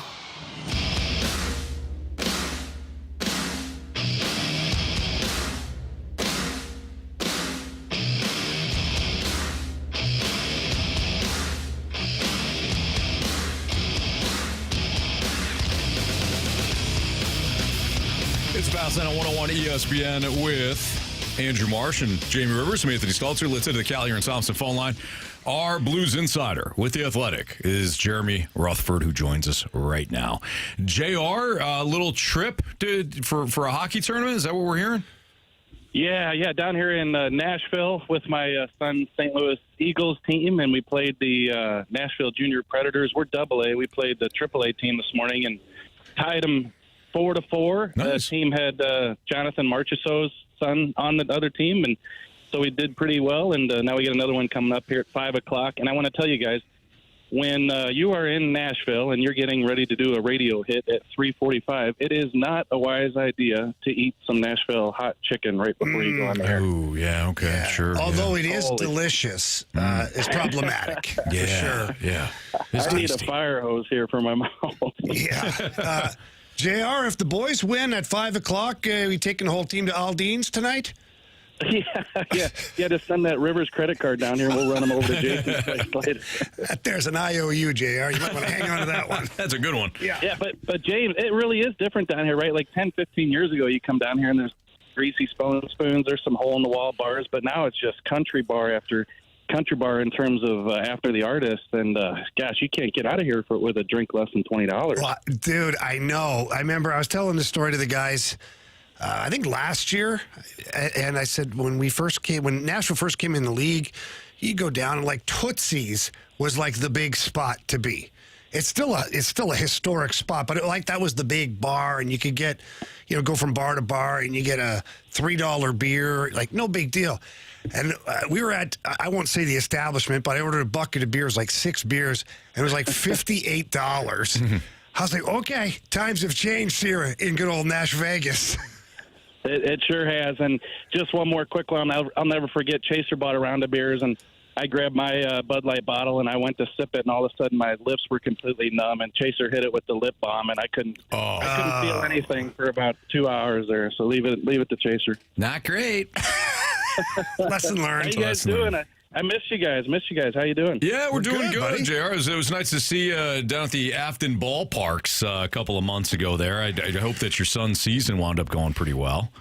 Yeah, that was fun. And Jamie and Carey, so Anthony comes up and says hello. I didn't know he was there. And he says hello. And I wanted to introduce him to some friends because I know they listen to the show a lot. And my one friend said, here, I'm going to close my eyes. I want you to talk. And as soon as Anthony started talking, he goes, yep, you're Anthony Stalter. I actually shouted that your Blues coverage stunk. Wow. As I walked towards you. So we all had a big laugh. You're not lying. No, I definitely was saying that as a joke. Your Blues coverage, Anthony. I'm just saying. Your Blues coverage is outstanding, JR. You know that. Thank you, buddy. Thank you. So let's throw this question. We answered this question a little bit earlier, JR, and we were wondering what you thought. Do you think that Jordan Binnington could have a career year with this Blues defense in front of him? Yeah, I think so. But, career year, are we judging by save percentage? Are we judging by team success? Like a couple years ago, what was he, a 9-11, 9-12? And, if he can be around a 9-15, I think this team can be really good. I really like this defense. We all know what Cam Fowler did last year with Colton Parayko. And, Broberg did an interview last week in Europe, and he's talking about how things are just so much settled down after the offer sheet headlines last year. And, Justin Falk, obviously a veteran. We'll see if he can, play a consistent game for this team. And then I guess the question is it Tucker and Mailloux in that third pair most nights, every night? Montgomery told Doug Armstrong, I like Tyler Tucker. I want him in the lineup. And Mailloux, you just don't know with the 8 NHL games. So, I think it's a pretty good defensive unit in front of him. And if Binnington, plays the way he's capable of, for sure, why not a career year? Jared, we haven't had a chance to chat in a while, and I'm curious to get your feelings on, the PTO for Milan Lucic. Is it a kind gesture to a player that, maybe Jim Montgomery respected from his time in Boston, or do you think there's legitimacy here that the Blues are, actively looking for a veteran that can bring, a ton of toughness to the lineup? Yeah, I think a combination. I'll start off with this, Jamie. I think that Doug Armstrong and Alexander Steen coming in, but especially Doug, his track record, they just don't leave any stone unturned. And if there's an option out there, like who would have ever dreamt, the offer sheet situation? They're always thinking, they're always trying to, find players who they think can come in and help. And so, hey, if it doesn't work out, there's no harm. It's a PTO. Could it be a gesture because Montgomery spent a little time with Lucic in Boston? Jerry Johansson, the agent, that's Colton Parayko's agent, same agent for Milan Lucic. So, yeah, obviously there's favors around the league, but the Blues need some toughness. And if he can come in and, jump on that fourth line or help out, maybe he's even an extra. 37 years old, maybe he's happy playing as much as you want to play him, but maybe he's going to sit a few games out. My thing is, can he skate? A couple years ago, even when he was in the league, we're talking a year and a half ago, he's just not the best skater out there. And, this team needs to get up and move. And if he can't help from that standpoint, then how much can he help you overall? I think that's going to be the question. Yeah, I agree, JR. I'll just push back a little bit on that because, Radek Faksa and Oskar Sundqvist, not the most fleet of foot players either. And, Lucic brings a much different dynamic to the table. Right. So if the boots can work good enough to just get him around the ice without him being a liability, I think there's certainly something there. But I guess the real question is, if he is part of your lineup on a nightly basis, let's just pretend he's your fourth line left winger. Where does everybody else slot in? Because you signed Nick Bjugstad to a 2-year deal. You've got Oskar Sundqvist still hanging around. You already know what Walker and Toropchenko are and how important they are to your lineup on a nightly basis. You're not taking Jake Neighbors out of the lineup. No. So, the dance floor's pretty crowded. Yeah, and the point's taken well on, Faksa, Sundqvist, but I think Faksa, is so good in the faceoff circle. You start with the puck when he's on the ice, and he and Walker, Toropchenko, great chemistry with that line. And Sundqvist, smart player, he really helped Zach Bolduc last year, put him in good spots. And Lucic, if he's not skating, then he's in the same category as a Faksa or a Sundqvist. What is he doing? Is that forecheck? Is that physical element? Is it dropping the gloves? Or what is his thing that helps you out? If the Blues see some of that in camp, and under your assumption, a hypothetical that he is in the lineup, gosh, you got to wonder about a guy like Oskar Sundqvist, because I think that it's possible. We don't know what the lines will look like, but Studer could be a third-line center. Bjugstad, he could play third-line right wing. You got Toropchenko and potentially a Walker even in the middle on that fourth line. And then if you got a Lucic on the wing, where's there room for Oskar Sundqvist? So I like Sundqvist. I think he's still got some game left. Can he play every night? Probably not. We'll see. But I think that if Lucic is in, I think that could pose a challenge for Oskar Sundqvist. JR, where does that leave guys like Texier and Matthew Joseph? Because combined, they're like $5 million on the cap hit. Texier couldn't find his way into the lineup on a regular basis last year. Joseph found a home for a while, but then was in and out at the end of the season. And when you look at the bottom six, whether we're playing hypothetical world or not here, you're going to have Jake Neighbors, Braden Shen / Pius Suter in the middle. Then you'll have a spot on the right wing. And then you've got Bjugstad. We just went through the number of players that are bottom six type players. I don't know if Joseph and Texier are bottom six type players. So, what do you think happens with all this? I just don't know that they fit on a regular basis. Can you slot both of those guys in on a given night and they help you out? If Joseph's got some speed, he can help on the back check. Texier, we've seen him some skill up front. He pump in a couple goals. But I don't see how they fit. Jamie, you know how it goes with some of these players who are they a third-line player? They're probably not a fourth-line player. They just don't bring that physicality or what we saw last year with the fourth line. And if you're not one of those, then what are you? Because you're not going to fit into this top six. And are you going to be a situation where you're 13th, 14th forward, Texier and Joseph, and you can put them in the lineup every once in a while? I suppose. I just don't know that there's a future for either one of those players. But right now they're here, they're under contract, and if they come into camp and play better than a Lucic or Sundqvist or whomever, maybe they find a spot. But I just don't know that their style, what they bring, fits to what the Blues need. All right, JR, since you are probably still reeling from those wings that you had earlier, we'll let you go. Best of luck to your son as he continues to play. And thank you for the check when it came to the Cleared camp. Your son was fantastic in that camp. Yeah. No, I appreciate it. I'm looking forward to get this guys going. Listen to the show, obviously, all the time, and we finally got some Blues hockey with the prospect camp next week. So let's get this thing rolling. Looking forward to it, and check out all of JR's great work at the Athletic.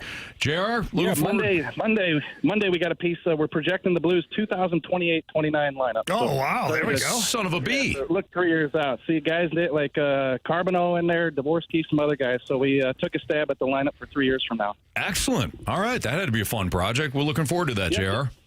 Good stuff. Thanks, boys. Thank you. That's Jeremy Rutherford, our Blues Insider with the Athletic. Hey, we do need a new Gauntlet contestant, so if you've wanted to play in the Gauntlet for a while, reach out via the Air Comfort Service text line, 314-399-9646. Gauntlet, next.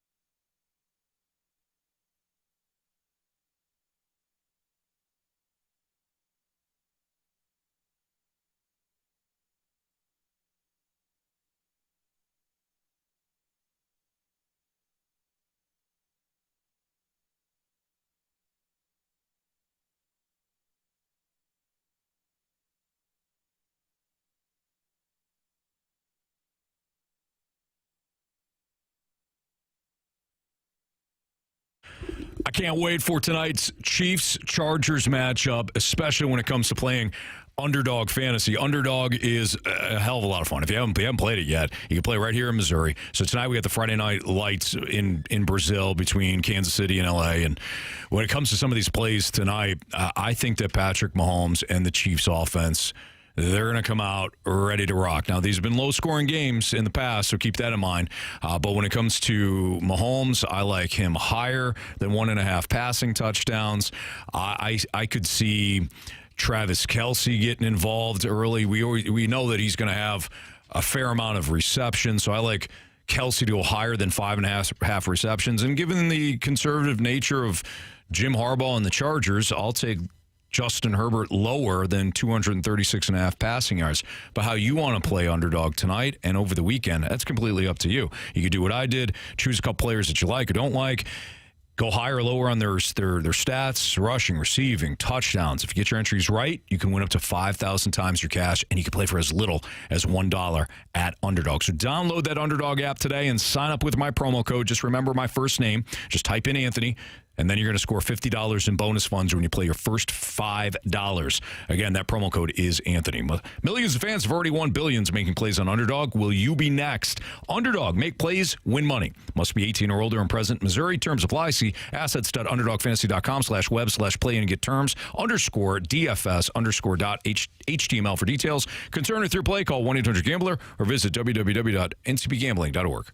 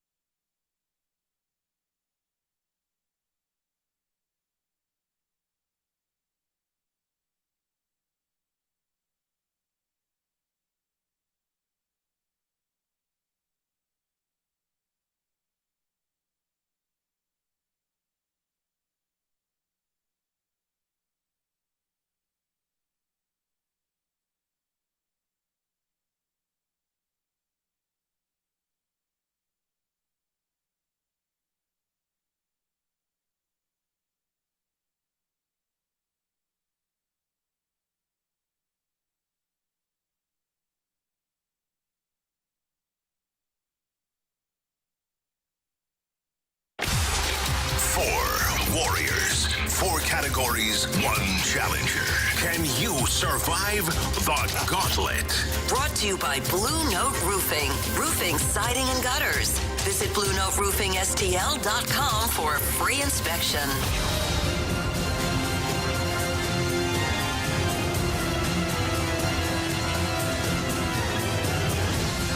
4:05, your time check is brought to you by Clarkson Jewelers, an officially licensed Rolex jeweler with Andrew Marsh and Jamie Rivers. I'm Anthony Stalter, and we welcome Jeff to the program. What's up, Jeff? How are we doing, guys? Doing great, man. Appreciate you listening. Thanks for playing. It's a Friday. We got a lot of football this weekend. Hockey's right around the corner. Cardinals are playing. So it's going to be a great weekend. Jeff, would you like to take on Jamie, Marsh, or me in round one? I'm going to go with you, Anthony. Boy, Jamie, you called it. You knew it. He said right before you came on, Jeff. I think he's choosing you, Anthony. So, Jeff, best of luck to you. Thank you. You too. Thank you. All right, Anthony's headed off to the Cone of Silence, which means, Jeff, it's time for you to tell DJ Marshy to spin that wheel. Spin that wheel. All right, buddy, you picked Anthony. Do you have a strategy, a category? Like, what are you thinking here? I'm hoping he has a Wichita moment. Oh. That's my only hope. It's possible. It is possible. It happens quite a bit. All right, so you got baseball today. Okay, all righty. You feel okay about that? Better than taking you on in hockey, so yeah. Okay, all right. Well, as you know, each question is worth 2 points. If you use the options, they're only worth 1 point after that. And wrong answers get you 0 points. If we're tied after 4 questions, we will have a tiebreaker and we will have a winner here in the Gauntlet. Are you ready? Yep. All right, here we go, bud. Question 1. Bobby Bonilla won his lone World Series championship with which franchise? Bobby Bonilla. I want to say the Marlins.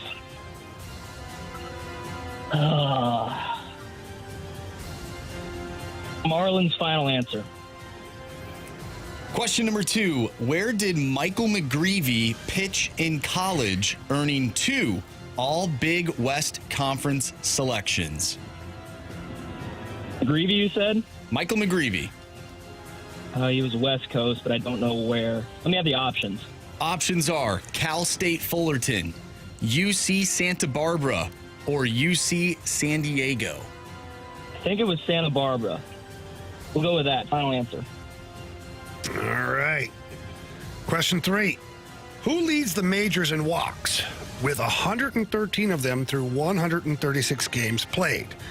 Note, we're looking for a batter here. Not a team. We're looking for a batter. Correct. In the whole league or just?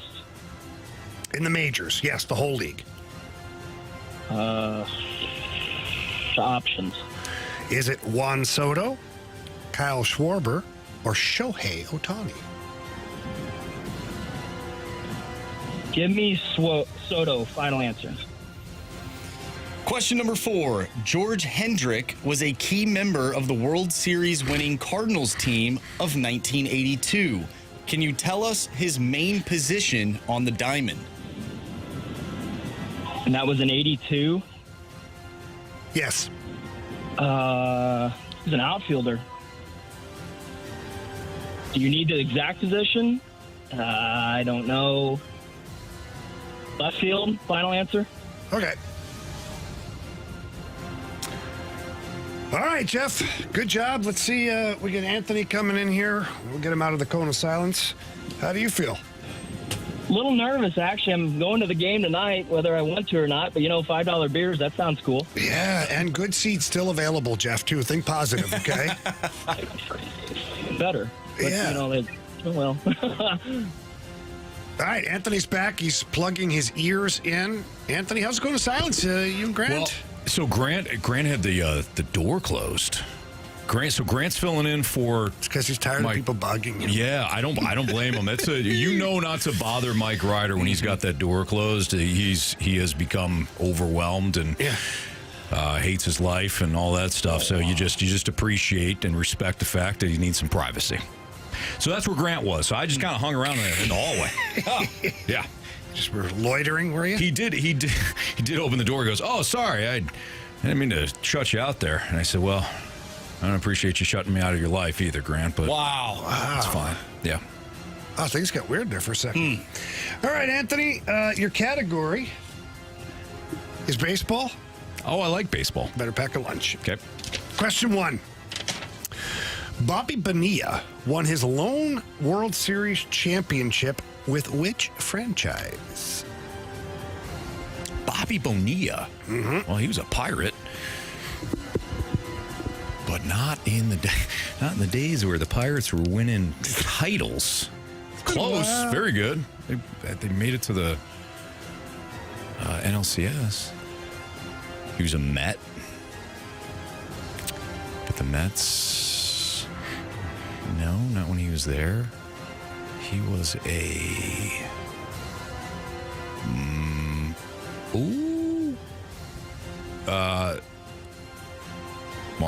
Marlins. He won in 96, 97. He was with the Marlins. I got to go with the Marlins. I think that's the only team that he was with that were even in the World Series conversation in the 90s when he played. I'll say the Marlins. Final answer.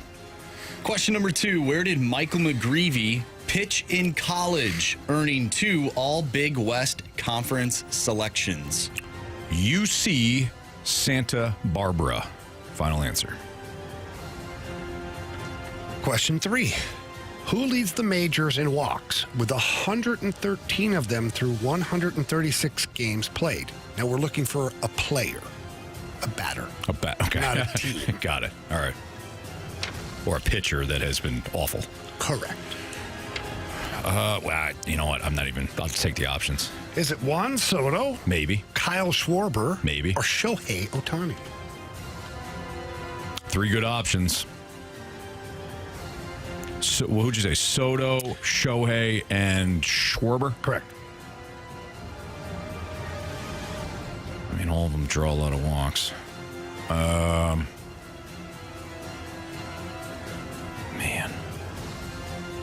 Shohei would be the one everybody would think, right? And I got a feeling it's not Schwarber, so I'll take Soto. Final answer. Question number 4. George Hendrick was a key member of the World Series winning Cardinals team of 1982. Can you tell us his main position on the diamond? Oh, man. The 1982 Cardinals? Yeah. I can't. 82. Ugh.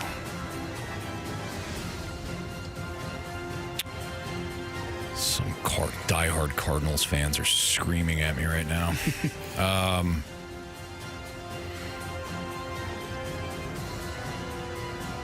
don't think it's first. I don't think it'd be second.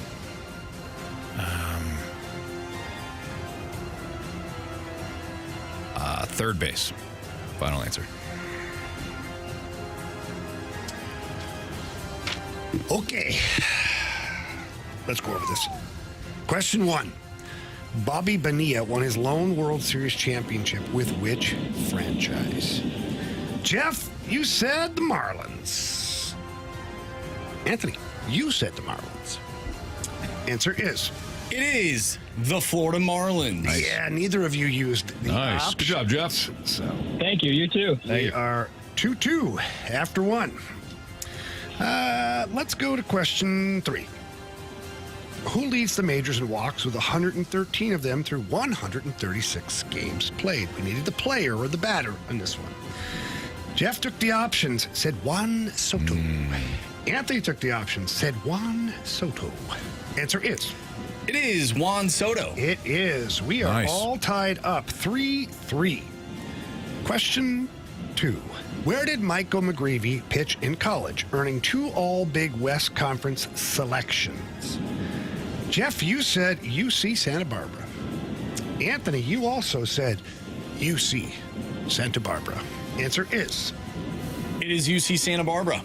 But Anthony did not need the options. I feel like I'm going to need those. So we're 5-4 Anthony heading into the last question. The diehard Cardinals question. Yeah. Anthony? Yeah. George Hendrick was a key member of the World Series winning Cardinals team of 1982. Can you tell us his main position on the diamond? Neither of you took the options. Jeff said left field / outfield.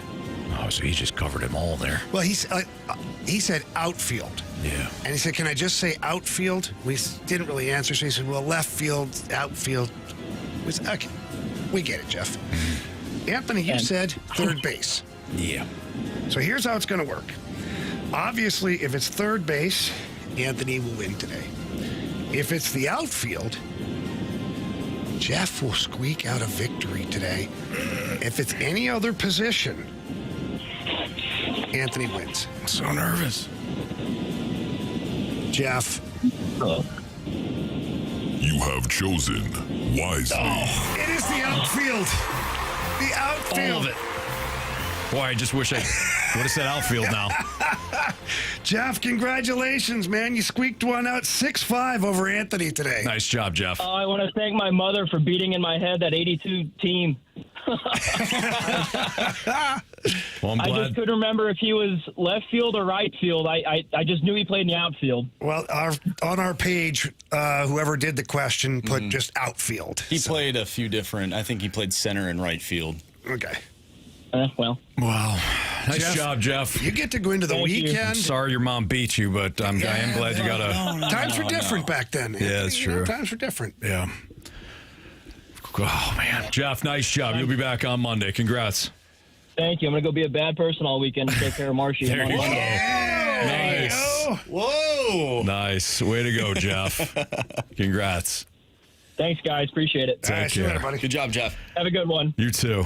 Boy, I honestly didn't think like outfield. I would have just covered all of the three positions there. I thought for sure you were going outfield.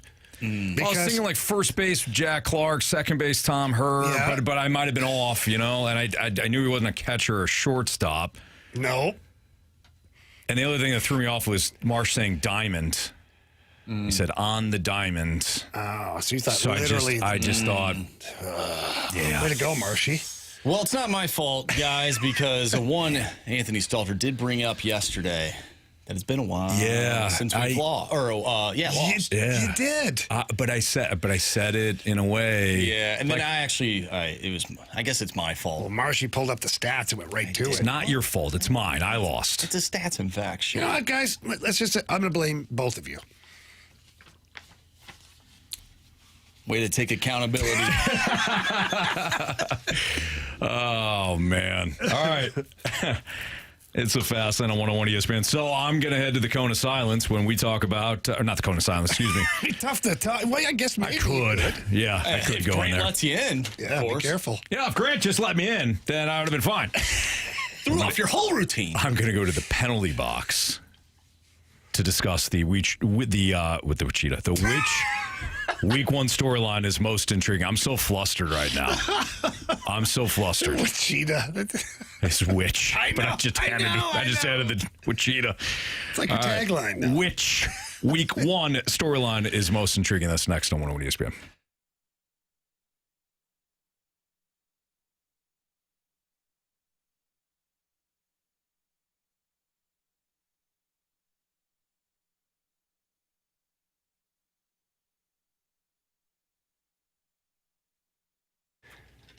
Jamie Rivers here, and I got a couple things I want to tell you about investments and having great returns on investment. That's farmland, yes. Successful people, Warren Buffett, Bill Gates, Shad Khan, owner of the Jacksonville Jags, they've all invested in farmland, and there is a reason because of those steady returns. There's also long-term growth and real stability. And we all know what the feeling is. You open up your TV or your computer in the morning, the stock market is jumping all over the place. There's a certain amount of anxiety. Some days are great, some days are not great. Well, with farmland, you don't have to worry about that because it is just steady. And there's appreciation for the farmland every year. There's a reason that people are investing in farmland. And you don't have to be a multimillionaire like these people are to get involved. No. Just call my guy, Chris Bronner. He's the founder of AgVest. He'll walk you through it. And if you own farmland, by the way, AgVest can help you maximize its value with full service management from sourcing and diligence to rent, as well as tenant selection. And again, here's what you do. Pick up the phone, call the founder of AgVest, Chris Bronner. His number, 618-520-7022. That's 618-520-7022, or you can always visit agvestadvisors.com. Remember, buy land. They're not making it anymore.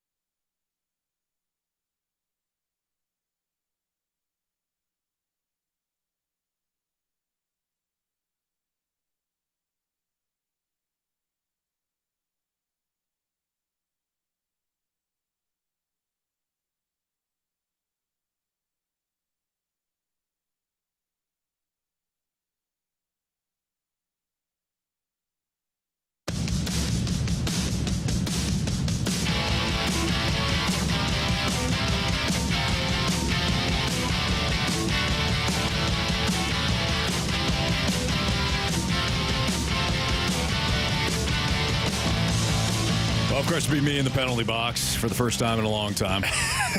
Jamie, you looked at me and you're laughing, so I'm assuming you can hear me because I can't. I can hear you. Yeah. Hear myself. Just fine. Yeah. All right. NFL Week 1 is kicked off last night. We broke down that game and all the issues, of course, Jalen Carter had during the first series of that game. But which NFL Week 1 storyline is most intriguing to you guys? So there's a couple of different options here. You got Aaron Rodgers and Justin Fields both playing against each other and their former teams. The Lions get a really big test early on without their two coordinators, Aaron Glenn and Ben Johnson, respectively, who, of course, took head coaching jobs. Matthew Stafford is healthy? Question mark? Ish. Christian McCaffrey is not? Maybe? Watching video of him scooting around the practice field pretty darn good. So. Seems all right. I mean, he's not going full speed, but I don't know. Time will tell. Which Week 1 storyline intrigues you guys the most? I think the obvious one, it has to be Rodgers and Fields playing their old team and each other in game 1 of the season. I can't see anything that outweighs that, you know? I mean, the only other one that's kind of intriguing to me is the Vikings and the Bears, like the battle of the young QBs. What does that look like? Yeah. I know that, Williams has a year under his belt, and McCarthy has J.J. McCarthy has a year, but he hasn't played in the league. So that one's kind of intriguing to me, too. See what looks good between those two. I think the Lions and Packers, that's fascinating. The Bills and Ravens on Sunday night, we know it's going to be a great game. Right? They're two great teams, two Super Bowl contenders, two teams that may wind up playing each other in the AFC title game or the divisional round again, and the winner going to Kansas City. Yeah. But the Lions and Packers is intriguing mostly on the Lions side when you think about what that offense is going to look like without Ben Johnson running things like he did the last, 3 years. Yeah. Aaron Glenn, a little bit different. Like, Glenn clearly was a good coordinator, but with the injury, with the amount of players that they're getting back on that side of the ball from an injury standpoint, Aiden Hutchinson being the biggest one, I'm less interested to see how that looks and more interested to see how this offense looks without Ben Johnson. And Green Bay. We've all anointed Green Bay as the second best team in the NFC behind the Eagles. I was leaning that way anyways, but as soon as they got Micah Parsons, nope, that's it. Green Bay is the best team. But they still have a lot to prove. Jordan Love is really good. Can he be great? So I think from that standpoint, does he need to be great? He might not need to be great now. I think eventually, when you get to the playoffs and you're facing, really good team after really good team, I would say yes. But right now, to your point, probably not. Can he manage games? Does Parsons put him over the top? So I think that matchup is fascinating for a lot of reasons. And of course, whoever loses that game is already starting behind one game in the arguably the best division in football. What about you, Marsh? I think, a lot of these matchups, it seems like we already have an idea of what we're watching and what these teams can be. That's okay. Let me stop you there, Marsh. I think that's really fascinating. So, with that in mind, what's the team or the teams that we really don't know much about? Because you're right, Ravens and Bills, we have a good idea. Mm-hmm. Packers, we have a good idea. Even without the coordinators, we have an idea the Lions are good. Who are the teams that we really don't know much about? I think the 49ers are one of those teams. Okay. I think the Bengals are one of those teams. I feel like we already know what the Bengals are going to be. I don't know. They're just so unpredictable. That's where I go with it. It's like you just don't know what version of the Bengals you're going to get. Mm-hmm. And so that, to me, I'm always like, I don't know. When we do the pickup challenge, I always struggle with Bengals games. Yeah. Because I don't know what version is going to show up. Is it the version that started the season last year terribly? Mm-hmm. Is it the version of, it's a couple of years in a row where they've started bad? Or is it the version where Joe Burrow can't be stopped and he carries them to a damn Super Bowl? Sure. See, when I think of this question, I think about some of those middle teams that could go either way. Jacksonville's a perfect example of this. We don't know what they look like with Liam Cohen. Right. Their roster is decent. And when I say decent, I mean 15th, 16th in the league. I'm not talking about decent in, top 10. But under Liam Cohen, I wonder what they look like. My Falcons, what's Michael Penix over a full season? Yeah, that's a good one. They loaded up in the draft with pass rushers, their biggest weakness. I think about the Patriots. I was going to say that. Yeah. Jamie's firstborn, the Patriots. First love. Yeah, Mike Vrabel. We know they're going to play hard, but does Drake May take that next step? So those are the teams I kind of think about based on that question. I don't know what you're going to look like. Yeah, I think, Jamie, you brought up the Vikings and Bears. I think we know what the Vikings roster looks like. They're one of the best rosters in the game. Yeah, but we don't know what McCarthy looks like. But does he need... I don't think he needs to be spectacular. I think he just needs to manage the game. He doesn't need to be some, top-tier quarterback for that team to be a good team. I don't disagree. But can he manage a game? We don't know. So, I know you get frustrated with me with this because you're like, but slow down. He hasn't played yet. Fight him, Marsh. Fight him. And I've said it before. I don't have anything against J.J. McCarthy. Right. Nothing. I don't have I'm not here to try and grind an axe here. I'm not. I'm simply here stating a fact. I hope he's great. Actually, I like the Vikings. I love Kevin O'Connell as a head coach. After watching him in, Receivers or whatever. Yep. I loved him. And quarterback. Yeah. Just great. But J.J. McCarthy, to me, is so unproven. And he was mostly a run-first quarterback with Michigan under Harbaugh. So are they going to be heavy running game? Or will the pass open it up? I just don't know. That's where I go with it. No, and I understand that. I think we're throwing him in the category of, well, it's solely upon him. Whereas to me, he has so many weapons around him to where he doesn't need to be somebody that we expect him to be. If he is just Sam Darnold, that team is a good team because we watched that happen last year. But what if he's not Sam Darnold? Sam Darnold, we like to crap on Sam Darnold, but he had many years under his belt in the NFL. He was in a horrible situation to start his career with the Jets. He was shock and awe for him. And then he ended up getting, under a couple of good head coaches. And all of a sudden, he played very well for the Vikings all season last year. But what if McCarthy has the Sam Darnold moment from when he was with the Jets? Now, I know that team was terrible and the Vikings are not. What if he has a couple of bad passes, an early fumble, an early interception? That's all I worry about a young player who's not had that experience yet. And then the rest of the team is looking at Kevin O'Connell. Let's say, you got Justin Jefferson's looking over dude, really? This is what you got me for quarterback? I think what frustrates me is that we never had any of these discussions about Jaden Daniels. We never, did we? Because we never really thought anything of the Commanders. I just thought that was going to be another show. I thought I can only speak for myself. I thought Jaden Daniels was going to be excellent right away. Mostly because of his rushing ability. Right. At the very least, if a play breaks down, I knew he could make something out of his legs. And his arm is his passing ability, not just arm, is better than I thought. I didn't have any opinion. Because I was like, nah, I didn't care. That was me with Drake May. Well, maybe, I don't know what you are. Maybe that's why there is so many question marks surrounding not only the Vikings, but the Bears as well. I know Caleb Williams is in his second year, but I think it has to do with expectations. Sure. Yeah. Why there's so much chatter. And March, that I'm a big believer in your coaching staff. I'm more in line with you and hey, I think we're underselling the Vikings. Which I'm totally cool with. Yeah, you'd rather be in this spot than overhyped. I would rather people not take him seriously. Sure. And then all of a sudden, come Monday night, he throws a 60-yard bomb down the field to JJ, and everyone's like, whoa, where'd that arm strength come from? And it's you're not paying attention. And then he looks at the camera and he goes, you like that?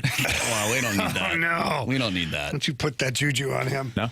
I took it too far? That's somebody else. That's trademark. That's your guy. That is my backup. Damn right. Sports Six Pack is next, part 1, 314-399-9646, the Air Comfort Service text line. I'm going to get out of here so I can actually hear myself again. Sixer, next.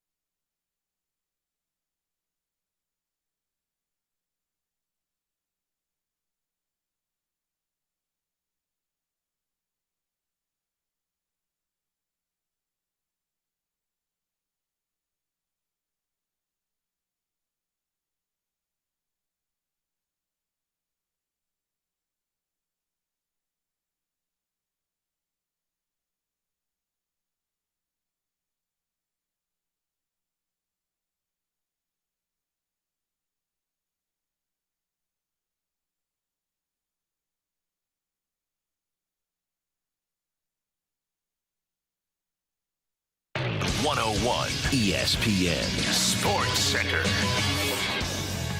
I'm Andrew Marsh. It's time for a Sports Center update driven by Johnny Londoff Chevrolet and Johnny Londoff Autoplex. The Cardinals take on the San Francisco Giants tonight. Michael McGreevy on the mound. First pitch is at 7:15. No Wilson Contreras tonight as he will serve his suspension. However, it has been reduced from 6 games to 4 games following an appeal, and he will serve that tonight up until September 8th. Once again, Cardinals-Giants, 7:15. Last night, the Eagles took down the Cowboys 24-20. Tonight on 101 ESPN, we'll have the Chiefs and Chargers. You can listen to that game right here on 101 ESPN with the pregame starting at 6:30. Kickoff is at 7. We have our Sports Six-Pack coming up next, so get your questions into the Air Comfort Service text line, 314-399-9646. Part 1 of our Six-Pack is next. I'm Andrew Marsh, and the Sports Center update is driven by Johnny Londoff Chevrolet and Johnny Londoff Autoplex. See them at londoff.com. Chevy, together we drive. Are you kidding me?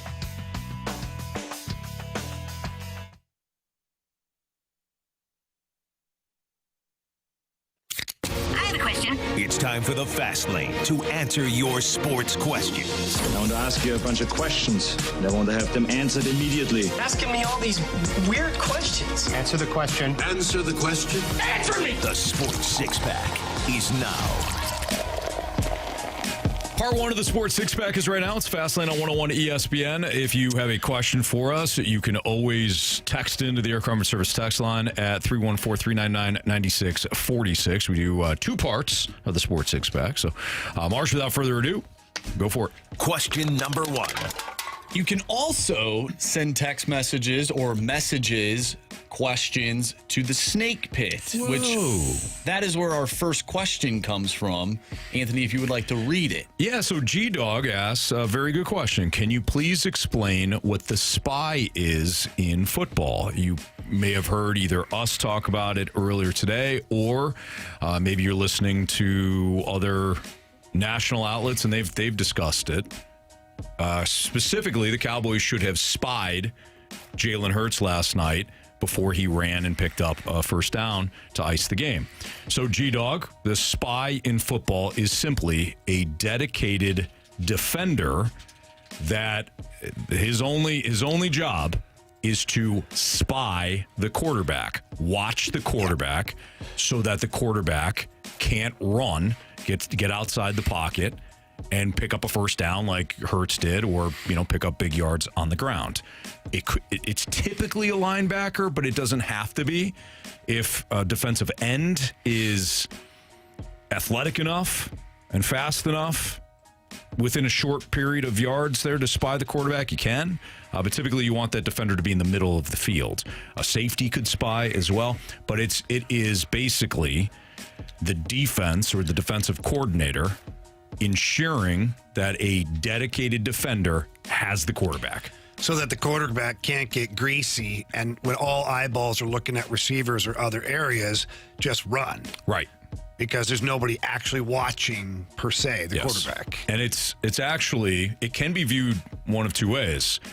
One, it's great for the defense that they have a defender that is going to watch that quarterback to make sure that they don't get outside the pocket. But you now lose the advantage on defense because you have to use one of your defenders, one of your 11 chips to watching the quarterback, as opposed to stopping the run or being in coverage. Mm-hmm. So now that guy's not in coverage. He's just watching the quarterback to make sure he doesn't run. So and the quarterback could still get past your spy. If you're spying the quarterback, what kind of defensive formation is more advantageous for you at that point? If what? I'm sorry. If you're spying, if you're dedicating one guy, and that's basically you're eliminating a player on the defensive side. What kind of defensive formation allows you to do that without really giving up big gains? So typically it's a linebacker. So that means you're probably going to be in the middle of the field, not necessarily a middle linebacker. Maybe it's an outside linebacker that's going to scoot over. So if you want to play defense behind it, you're probably going to be in a zone. That's what I figured. That way you got safeties that can watch a certain zone as opposed to, being man across the field there. And now you have... No, and to be perfectly clear, and you can correct me if I'm wrong, but if you dedicate someone to spying the quarterback, it doesn't mean he just stands there and watches the quarterback. No. Like, they can drop back into coverage, covering the middle of the field, playing their game, but their primary goal is to make sure that quarterback doesn't sneak off. Correct. Okay. The other thing, too, and it really, how sometimes we talk about, like steals in baseball where, like, hey, it's not just on the catcher. It's on the pitcher to make sure that they're holding the runner properly and all that. Pitch selection, then, of course, the catcher making sure that they get to their feet and throw them out and all that. The defensive line has just as much responsibility when it comes to containing a mobile quarterback than the linebacker, safety, and defensive backs. If you see defensive ends that run straight up the field and create lanes for the quarterback, that's just as problematic as not having a spy on a mobile quarterback. If they create those lanes because they're undisciplined, then those quarterbacks can go right, go left, and then the spy doesn't take a proper angle, and all of a sudden that quarterback gets big yardage anyways. But typically you do not want to play man-to-man against a quarterback that can run. Yeah. Because that means your defensive backs, your corners mostly, are turning their backs to the quarterback. To the play. Yeah, you want to play zone behind it. All right. So hopefully that answered your question, G-Dog. Really good question. I'm glad you asked it. Question number 2. All right, we get a question from Biscuit, and Biscuit wants to know, Jamie, how safe do you think I am buying a Dylan Holloway jersey? I ask because the only 2 jerseys I've bought, Stasny and O'Reilly, they were both traded within a year. I have refused to buy a Binnington jersey. Do you think I am safe to buy a Dylan Holloway jersey? Yes. So when you got your Stasny and your O'Reilly jerseys, those players were a little bit later on in their career when they were here in St. Louis. So they had unrestricted free agency that was looming. Well, Dylan Holloway has quite a few years before he hits unrestricted free agency. And by the sounds of it, Army's going to want to lock him and Broberg up with long-term deals. So if nothing else, I think you're safe with a Holloway jersey for the next six years, if I'm going to be cautious, but I think it might be 7 or 8 that you'd be just fine. So yeah, I think so too. Go ahead and buy that beauty. Put a down payment on that puppy. Yeah, put it on layaway. Question number 3. From the Water Boy, what was the best game you played in the street as a kid? Street hockey, 2-touch football, kickball, something else? Oh, man. Well, I mean, obviously I love street hockey, football, all of those things. But I'll tell you what, the thing that we used to do as kids, and it's not like we invented this game, hide and seek's been around forever, okay? But we used to play it, like, we'd have our street, and you'd have like certain house, like, you can't go past that house, you can't go past this house, so it's all this one little compounded area. And we'd have, 15, 20 kids playing this hide and seek, and people trying to find hiding spots, and then, running back to home base. Yeah. And it would be always like after dinner.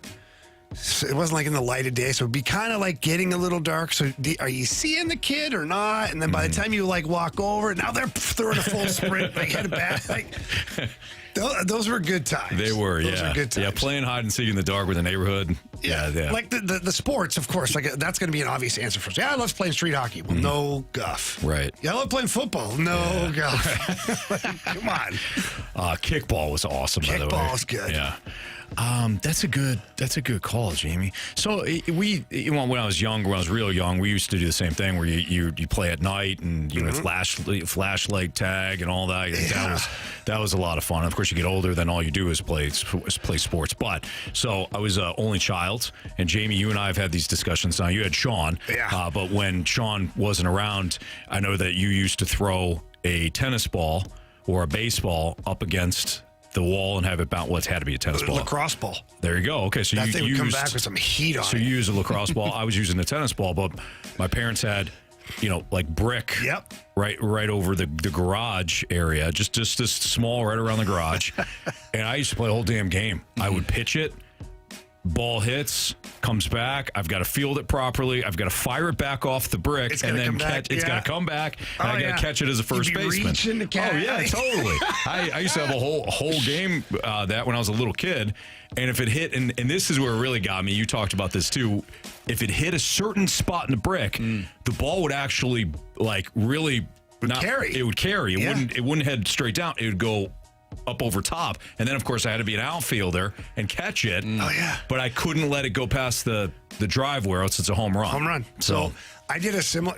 Obviously, everything's similar. So I played in between, like where I grew up. It was I don't know what you call those houses. Like it's a complete house, but on one side is like one family, on the other side is the other family. Oh yeah, split a duplex. Yeah, duplex. Yeah, like split maybe down the middle. Townhome or something like that. Townhomes typically. No, it wasn't that. townhome. It was probably a duplex.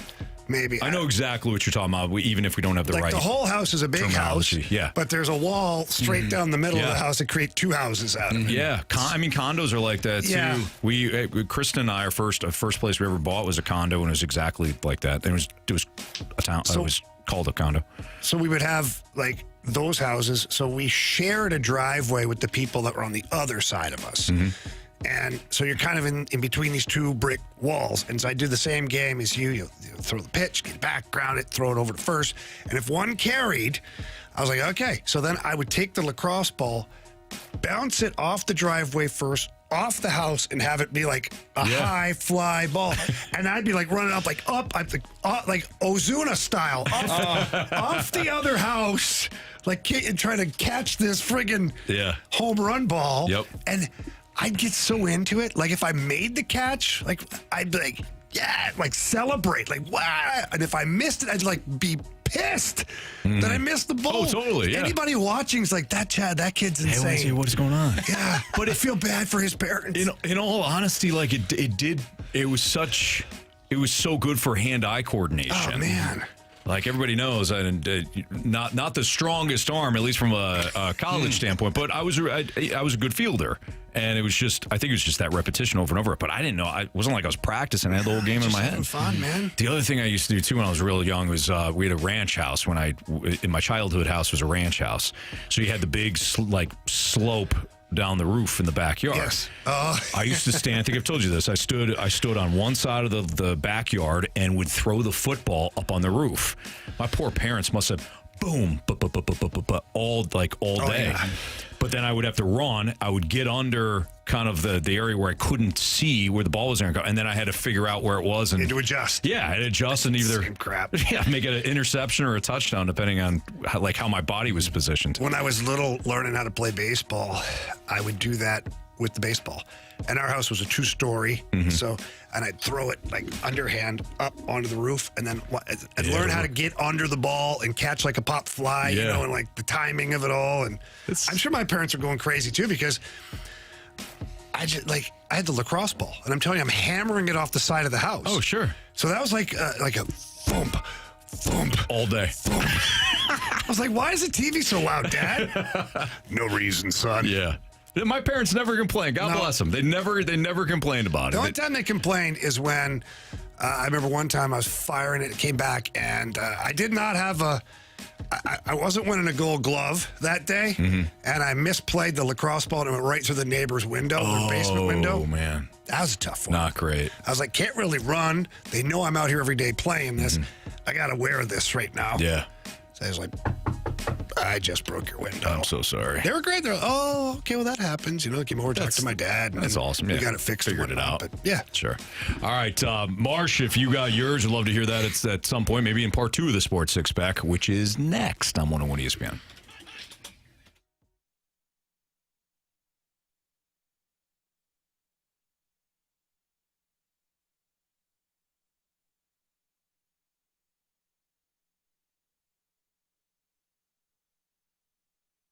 Anthony, I got great news for people here in St. Louis. They're going to have a chance to go talk to the great people over at Mentality and ask them questions, and they can ask them about us for all that matters. But they're having a great thing going on tomorrow. It's called the Health Fair, and they're doing this at their Chesterfield location.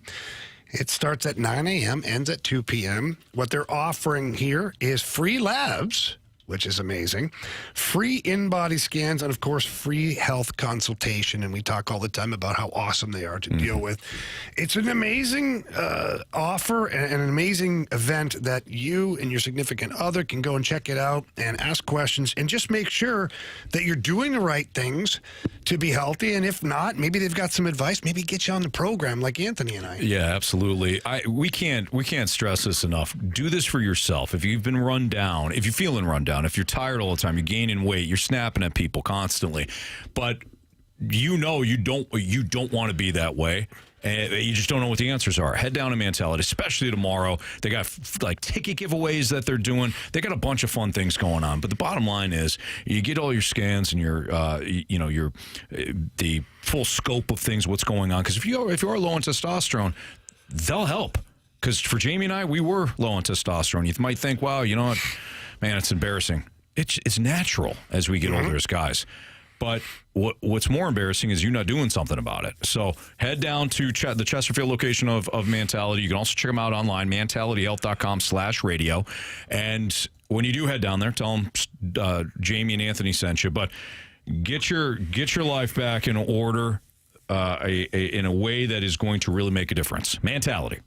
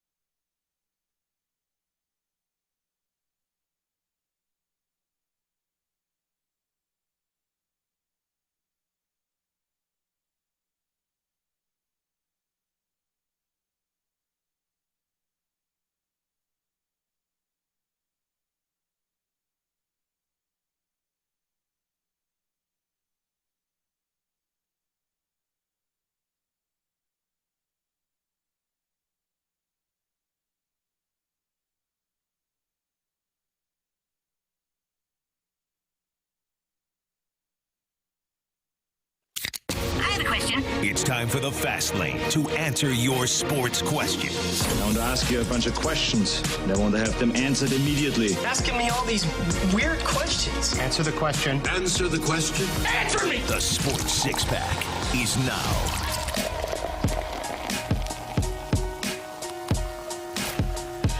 All right, part two of the Sports Six-Pack is right now. 314-399-9646, the Air Comfort Service tax line with Jamie Rivers and Anthony Stalter. And here's Andrew Marsh with your questions. Question number 4. It was wiffle ball, Anthony. Wiffle ball. Love wiffle ball. We used to play, my buddy Rob and I used to play wiffle ball constantly. We loved it. I had a whole league, and it was fantastic. Nice, I'm sure. From the 636, of all the major sports, which game was the most heart-wrenching to watch as a team got eliminated. So I'm assuming which of your favorite teams most heart-wrenching. Boy, the Game 7 there in Winnipeg, that's going to be pretty tough. I mean, I think there's probably one. Well, that's true too. That was still the first round. I think there's one in particular. Oh, we're talking like all time? Oh, my favorite team? We know what mine is. I thought you meant like last year. No, I think it was just like out of all of our favorite teams, most heart-wrenching loss. Oh, I think I've got everybody. I don't want to speak for you guys, but my favorite team was up 28-3 in a Super Bowl. Yeah, what happened? In the third quarter. I'm assuming they lost. That's a tough one. Yeah, that would be I think that takes the cake, quite honestly. That's a historic collapse, so I don't think anybody else can beat that. It's the biggest collapse Super Bowl in Super Bowl or NFL playoff history, for that matter. Yeah. Even the Bills comeback against the Oilers, while impressive, still wasn't a Super Bowl. Mm-hmm. Well, I'm depressed. I was having a good time there, going back to my childhood and talking about things that games we invented. Now did this to you. Depressed. What about you guys? It's a question. What about you guys? There's plenty of room in the water here. Water's warm. So, growing up, I didn't really have a team. I like the Montreal Canadiens and whatnot, but if they lost, it wasn't like, oh man, I'm not going to be, because there was always more hockey on. Whoever they lost to was moving on in the playoffs, and that's true. I loved hockey. So I didn't have a team where I was die hard, passionate for CFL, come on, the Ottawa Rough Riders. Heck yeah. So for me, it's probably more personal experience, being a part of it in some capacity. It was gut-wrenching to be a part of the team that lost, where Steve Yzerman scored in double overtime. Mm-hmm. Now, I'm not a fan of that team. I'm not a Blues fan. It's worse. But You're on the team. You're on the team. But I was living it in the moment, and that really stung. And I do think that series last year at Winnipeg, that one stung because I saw such a transformation of a team, and a team that had control of that game, and a team that I believe could have went on to give Dallas a lot of trouble in the next round, and that it ended because of small little details, or maybe even fatigue. Yeah, the way it did, and that was kind of heartbreaking. Totally. Marshy? So with the Blues, definitely last season hurt. I think losing to the Sharks in Game 6 in 2016, watching the Blues be so close to the Stanley Cup and then losing definitely hurt a lot. That sucked because I thought that was a really good team. That was the year they got past the Blackhawks. Then they end up making it to the Western Conference Final. And for me in my adulthood, that was the closest they had been up until that point. So that definitely hurt. The Vikings, man, same thing. Case Keenum comes in. They score first drive. Yeah. Oh my gosh, we're going to the Super Bowl. Dude, I thought the Super Bowl is being played in Minnesota. I thought you were winning. I really did. And then they crapped their pants. Yes, they certainly did against the Eagles. And then with the Cardinals, it's kind of a toss-up between 2005 when Albert Pujols hit that home run in Houston. I thought, wow, this team is going back to the World Series. Mm-hmm. They're going to win these next 2 games against the Astros, and they're going to play the White Sox in the World Series. Well, they end up losing Game 6. That was demoralizing. But also losing to the Giants in 2012, that stunk. Is Chicago right? No, I think that was 2014. Marshy's got a lot of heartache. Oh, that was 2014. That was 2014. That's right. 2012, they were up 3-1 in the NLCS. That stunk. You're right. That was worse. 3-1. Mm-hmm. You're coming back home, and it's Lance Lynn, and prime Lance Lynn versus Barry Zito. That was a tough one. You right. It's way worse than is Chicago right. Also, North Dakota being up there. They just came off winning the national championship. The following year, they're in the regional in Fargo. They're taking on Boston University. I'm at the game, and this was a team full of Clayton Keller, Charlie McAvoy. They had a solid team that season, and North Dakota ended up coming back, tying the game. Game goes to overtime. UND scores in overtime. Goal gets called back because of an offsides, and then BU ends up winning in overtime, and it stunk. It really stunk, and they really haven't done much since. Where, Marsh, does the UND loss last week rank for you? Oh, no. Because you were right there at K-State. I got to bring that back up, man. I got to bring that back up. If we could talk about 28-3 every day, I think we can talk about the UND. We don't talk about it every day. You brought it up today. It was obvious. I think whoever asked the question knew I was going to say it. I think it was geared towards you. I think it was too. Yeah. I was targeted. Anthony, I'll put it at number 2. Does that make you feel better? Oh, no, not me. No, I don't want to. I like I said, I wanted to know, informational purposes only. It's really not that high up there. Okay. I think we got through 3 questions. I think we did quite well. Nice job, guys. Nice job. Are we witnessing the best version of the NFL? I think in one area we might be. That's next on 101 ESPN.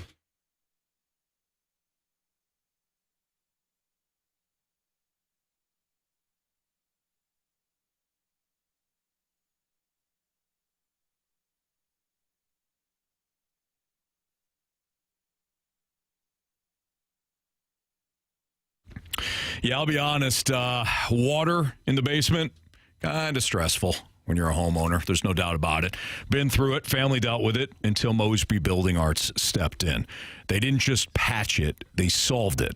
They replaced our patio doors. They replaced our patio steps where the actual leak was happening, and they were the only company out of the multiple companies that we had to look at. And Mosby Building Arts was the only company to solve the real problem.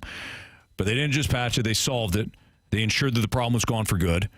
And since that point, since Mosby came in and took over, there are no issues. That's the Mosby difference. They handle everything. Designers, drafters, project managers, electricians, even plumbers, all under one roof.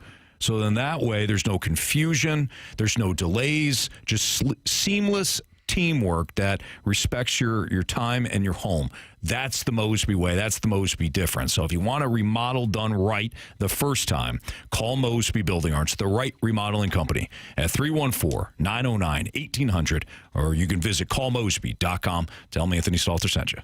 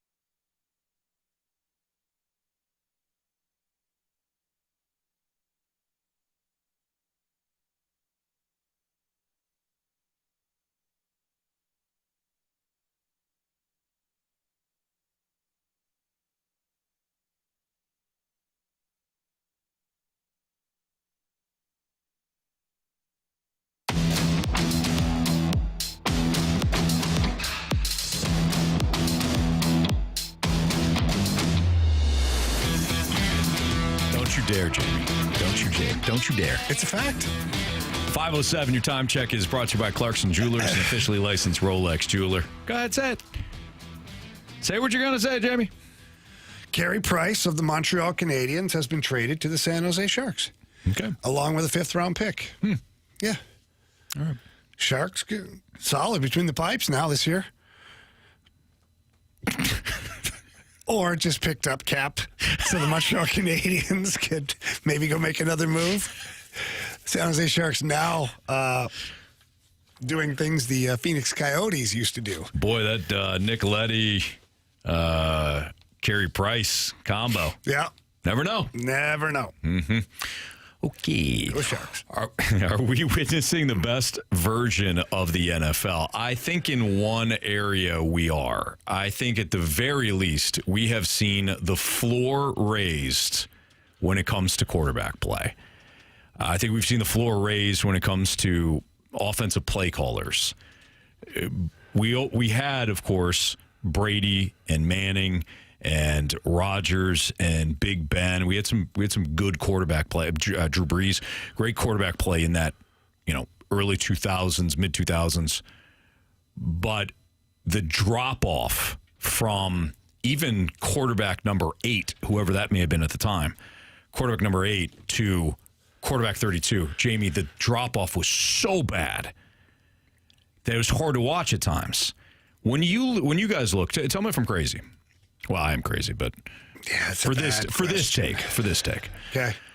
When you look at the league, I think there's less than 5 quarterback situations that are truly awful. Mm-hmm. And I mean, I'm not saying... Can we name them? Yeah. Spencer Rattler in New Orleans. Absolutely. I got to go with Daniel Jones. Have to. In Indy. And I'm talking about truly awful. Truly awful. We don't know what Cam Ward is. We don't know what J.J. McCarthy is. We don't know what Michael Penix is. Justin Fields of the Jets. Even Fields, at least he can make plays. I mean, this is the third team that's picked him up and said, we'll give him a shot. You know what? There's a team to start that you could say is an awful situation, but I don't think it is, and that's Cleveland. I don't think it's awful. Right. I think at the very least, it's not going to be good. Mm-hmm. But Joe Flacco has been a wily veteran in his twilight years. I would say the same thing about the Giants. I don't think it's truly awful. It's not good, but Russell Wilson did play well enough for the Steelers get to the playoffs last year. And at least they have Jackson Dart, who showed some promise in the preseason. Very true. So that might be the only 2 that I can really think of. So I was saying conservatively 5, but you're right. I think it's less than that. Like Spencer Rattler in the Saints situation's awful. Yeah. Maybe Tyler Shook comes in and surprises. I doubt it. But that situation, awful. The other situation is what you mentioned, Daniel Jones. We know what he is. Otherwise, you have quarterbacks that are either great in Mahomes, Burrow, Jackson, Allen. Am I missing anybody in the great? To Matthew Stafford. I mean, Jalen Hurts is The numbers would tell excellent. you that Jared Goff is in that group. The numbers will tell you that. Even Baker Mayfield at one point was considered a massive bust. Career, be happy to be a backup, right? Even he's turned it around where people have him in that top 10 range as far as quarterback play. So I think at the very least, the floor. Well, he had 4,500 yards passing. He was excellent. He's been excellent the last 2 seasons. 41 touchdowns, 16 interceptions. Yeah. Come on. It's a hell of a season for him. So do you guys feel that way too? Whereas it wasn't that long ago, maybe even within 10 years, where you're like, I am not going to sit here and watch these 2 quarterbacks make a mockery of the game. Whereas now, at the very least, 98% of the teams have at least an intriguing option at QB. Yeah, I agree with that. 95%. I don't know. I don't know what my percentage is. Just whatever. Throw out a number. To hell with it. I can't find it. The 314 says Murray with Arizona sucks. Raiders, Geno Smith, meh. But meh is different than awful. I'm talking about, again, go back 10 years ago. Yeah. You could see some really putrid quarterback play. Basically, like, who do the Rams have going there for a little bit? John Wolford. Remember old John? You remember Wolfie? Yeah. You'd be watching that right now. So I realize like Bryce Young hasn't done anything, but Bryce Young had a good stretch last year. I'm at least wondering if they found something with the connection between him and Dave Canales. Mm-hmm. Geno Smith has been a steady option. We know he's not going to win a Super Bowl, but he's been a steady option. And look at the Raiders. The Raiders were one of the teams last year that had a dreadful situation at QB and was one of the teams that severely upgraded at quarterback with Geno Smith. Yeah. Again, based on what they had last year, not based on the rest of the league. What about the coaching? Do you think the coaching is in the same breath? I think the play calling's much better. Okay. It's a different game, so it's a little hard to, pit these offense coordinators against what we saw 10, 15 years ago. But I do think that the Sean McVay tree and the Kyle Shanahan tree and, of course, the Andy Reid tree has made the league more creative from an offensive standpoint. I don't think Mike McDaniel's a good head coach. I do think he's a very good play caller, though. I think he's run his course. I think he's going to be fired. Yeah. And I think that he's going to wind up being one of the top offensive coordinators on the open market. I could see a situation where the Lions take a step back offensively, he gets fired, and he ends up with Dan Campbell. I could see that. Wow. I could see that. That'd be a huge pickup for them. Because they play with speed. And for Mike McDaniel, too, he's got the ultimate CEO in Dan Campbell. Like, he doesn't have to worry about anything except drawing up his offense. Yeah. Totally. Yeah. We've seen that before. I mean, Norv Turner was the offensive coordinator for the Dallas Cowboys dynasty teams. He became a head coach. Didn't work. Great. Went back to being an OC. Was excellent. Wow. What happens, do you think, if he ends up becoming the coach? I wonder. Like, where are the Cowboys in that era if Norv Turner ends up just jumping from OC to head coach? Yeah, I don't know. That's an interesting question. Obviously, he would have been well received on offense, at least. Mm-hmm. But it had to happen that way, Marsh, where Barry Switzer came in, didn't give a flying fast lane, and still won a Super Bowl, but then basically killed it. Yeah. And it's never really been the same since. No. Okay. Yeah. Well, you know what? We good? Yep. They did impress us last night. They certainly did. A losing effort, they absolutely did. They didn't suck. No, they didn't at all. All seriousness. All right. Kansas City Chiefs, LA Chargers tonight. Let's break down this puppy. What do we think we're going to see out of the Andy Reids tonight? And the Jim Harbaughs, for that matter. That's next on 101 ESPN.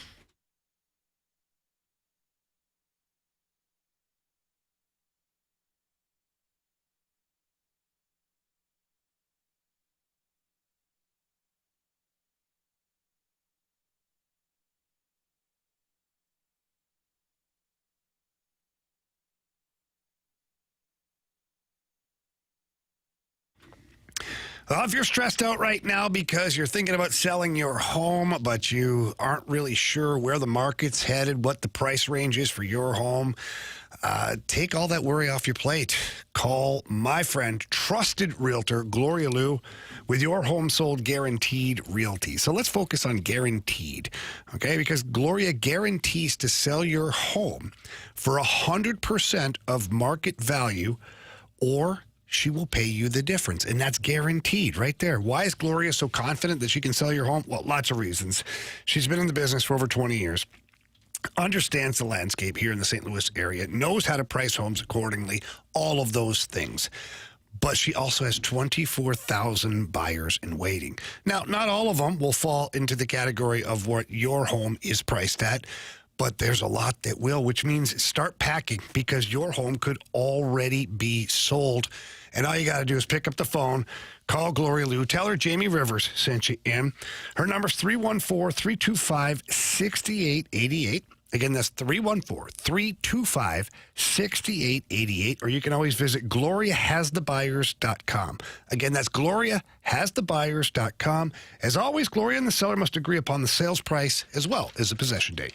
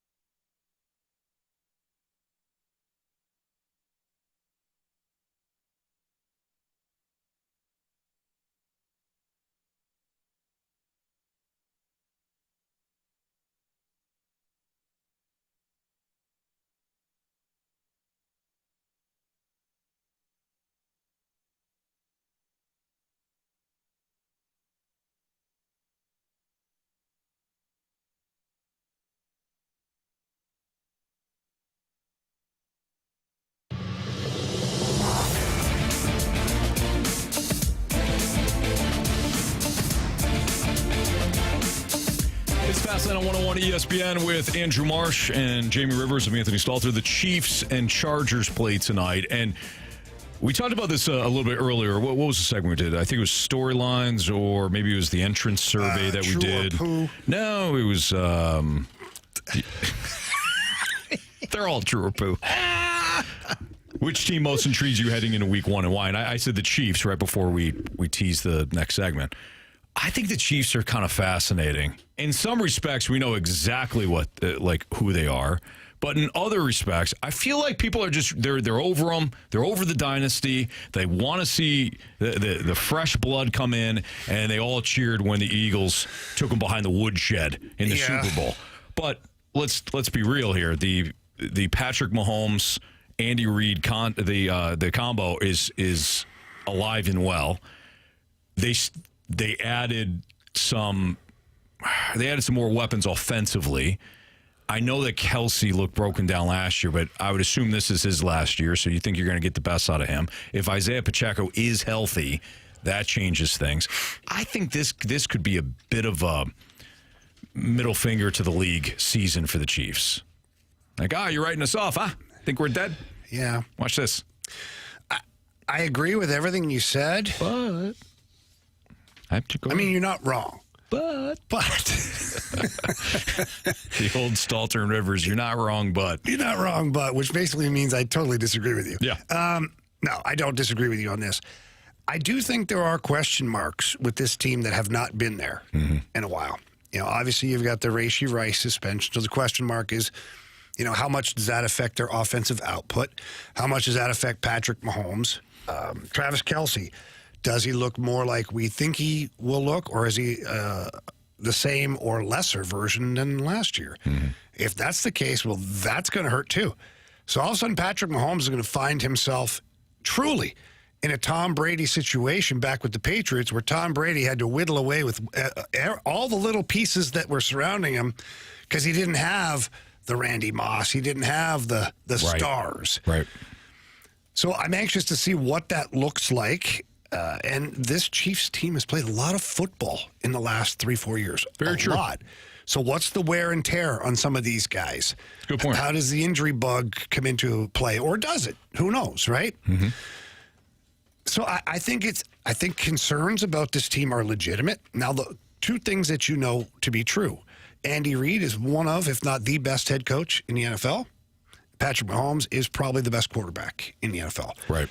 So you got a good start right there. Now, what you can do around those guys, we'll see. But I do think that this season is going to be very intriguing for the Chiefs for all of those reasons that I just listed. I hadn't thought about it, and that's actually something that in years past I've knocked teams for. Like, hey, listen, man, at some point all the extra football is going to add up. I hadn't thought about it with Kansas City. Plus, the division is stacked this year. It's a tough conference too. It's a tough conference overall. The NFC, I'm not putting down the Eagles, but it's weaker. It's weaker. And they ended up having a really favorable path to the Super Bowl last year. Mm-hmm. Like, they didn't have to play the Lions. Right. So that's the Lions' fault. They lost to the Commanders. But the Eagles didn't have to go through the best team. Right. They weren't the best team on that day against the Commanders, but they were the best team in the conference leading up to that moment. At least one of, yeah. Well, totally. I still you're think right, because the Eagles would have had to go to Detroit, yeah. So, but then you look at the AFC, and as a gauntlet, it was. I mean, you had the Chiefs, you had the Bills. I mean, you've got the Ravens. A lot of really good teams. So. Yeah, the Bengals are a pain in the ass. Bengals are a pain in the ass. You don't know what they are going to be. The Chargers, you don't know. Like, Denver had a better year last year. Yeah. So, I think all that matters. Yeah, I do too. Now, on the other side, you got the Chargers, and they lost their starting left tackle, Rashawn Slater, which is a massive hit to them. They took Jim Harbaugh took Joe Alt in the first round last year when everybody kind of thought he's gonna give Justin Herbert a big time weapon. He's gonna go with the wide receiver. He's gonna go with the tight end. Instead, he went Joe Alt, and he bookended the two of the best tackles in the league then, and he had one of the best offensive lines in football. The Chargers, I think, are a little bit more. I have more confidence knowing what they are. I think I know exactly what the Chargers are. I think they're going to play really sound football. They're going to be very well coached. Yep. They're not going to be explosive. They're not going to be one of these teams like the Ravens are, where one game they're putting 45 points on the board, and you're like, wow, this is an unbelievable team. I think they're going to consistently, put up about 20 to 23 points, play good defense, run the ball, manage the game, and they're going to look woefully unimpressive, but they can win every single game. It's a team that's going to limp into the playoffs, and then when it's a one-game playoff, you better be on your game, because Harbaugh will have that machine airtight. Not going to wow you, not going to blow the doors off you. They'll run the ball, play good defense, come up with a couple big plays, and all of a sudden you'd be on the outside looking in, going, how the hell did we just lose to the Chargers? Definitely. So that's the thing for me with them. It's a very unassuming team that's really good, solid. The floor is very high for the Chargers. The final thing I'd say about them, and I said this yesterday, so apologies for being redundant, but I love Justin Herbert. I think he's much better than... I think he's a really good quarterback. Yeah. He's not great, but he is very good, and I think he could be great. But the could be great part is where a lot of people are hung up on. He hasn't done anything yet. His first playoff game is what everybody remembers, and it wasn't necessarily his undoing. It was Brandon Staley. Chargers couldn't run the ball. They had a big lead, couldn't run the ball, and Jacksonville came back on him. That's our first impression of Justin Herbert. So, but hang on. Can I pause there just for a second? Sure. That Chargers team was poorly coached. Yes. They didn't have a lot around Justin Herbert. He came in, nobody knew what to expect, and he got that team into the playoffs.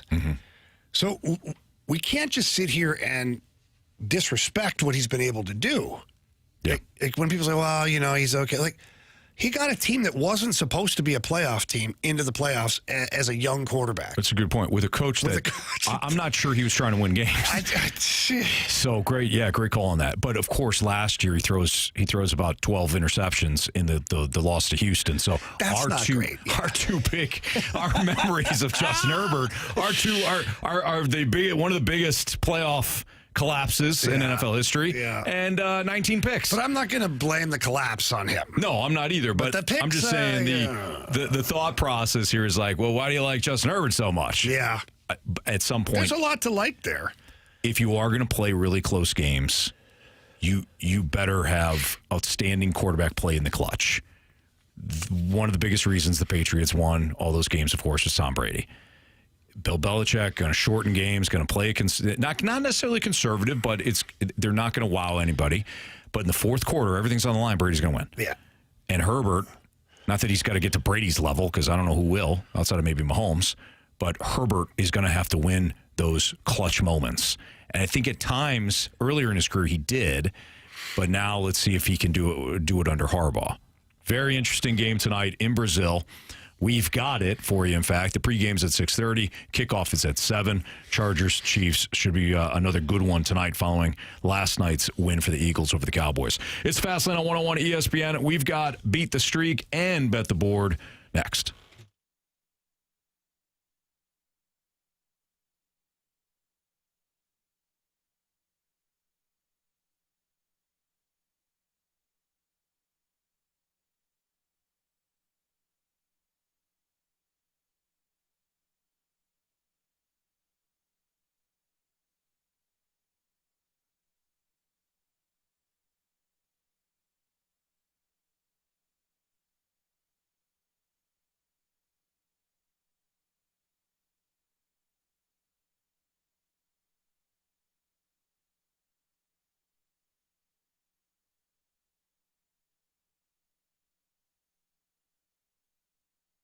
Hey, if you're looking for a one-of-a-kind fall event, saddle up for the Glennon Gallup September 20th, a thrilling charity polo match happening, again, September 20th in Defiance, Missouri. It's not just polo. It's a fieldside party with tailgating, cheering, and community spirit, all to benefit the Donnie Pediatric Center at Cardinal Glennon Children's Hospital. So bring your friends, pack your picnic, claim your spot on the sidelines, and whether you choose a tailgate space or a carload admission, every ticket helps provide care for kids who need it most. So come for the action, stay for the cause, and be a part of something truly special. Go online to purchase fieldside tickets at details at glennon.org/Gallup. That's glennon.org/Gallup. You don't want to miss out. Again, this is the Glennon Gallup, which is on September 20th. Goes to a fantastic, fantastic cause. Glennon.org/Gallup.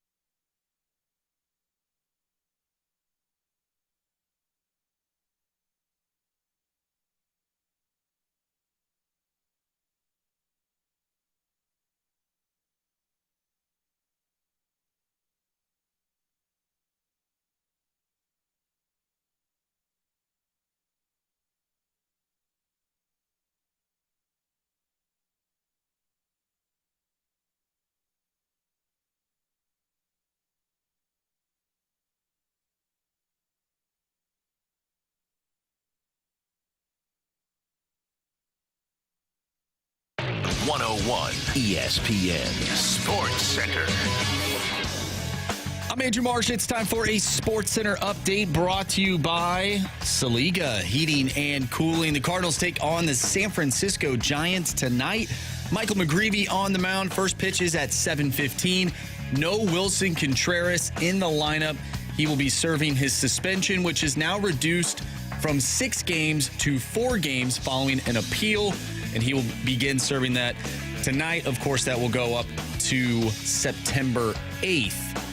Last night, we watched the Philadelphia Eagles defeat the Dallas Cowboys 24-20. We just got done talking about the Kansas City Chiefs and the LA Chargers. You can listen to that game tonight right here on 101 ESPN. Pregame starts at 6:30. Kickoff is at 7. If you have missed anything from today's show, including our interviews with TJ Oshie and our guy from The Athletic, Jeremy Rutherford, make sure you go to 101ESPN.com or check out the free Dobbs Tire and Auto Center's 101 ESPN mobile app. Just head to the podcast page. You'll find all of our interviews and all of our shows, and it's all brought to you by the Schaefer Door Company. I'm Andrew Marsh, and the Sports Center Update is brought to you by Saliga Heating and Cooling, a Daikin heating and air conditioning dealer.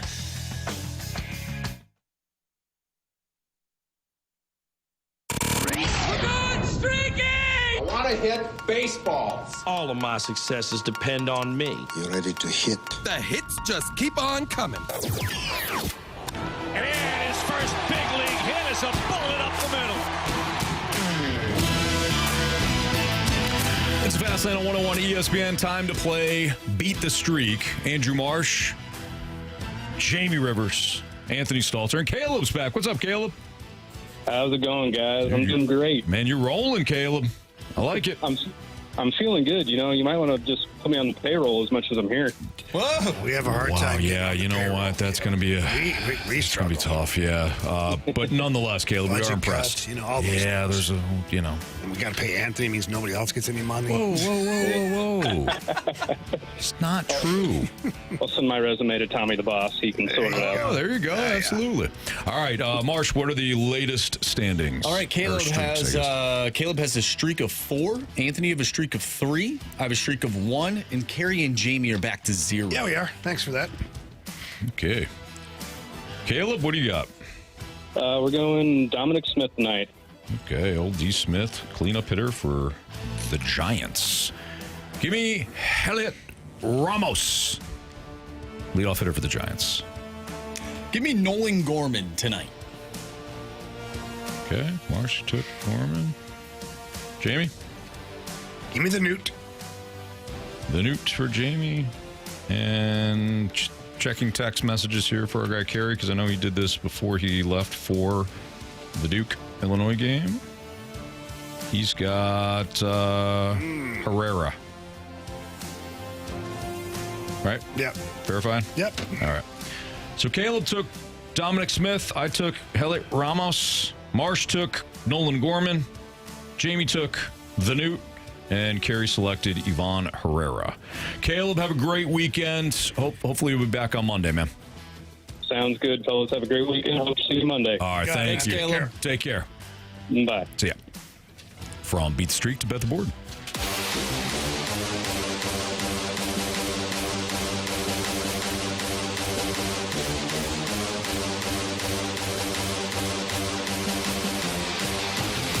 All righty. Latest standings. We are all knotted up at 1. Oh, wow. We all took a beating last night? Except for me.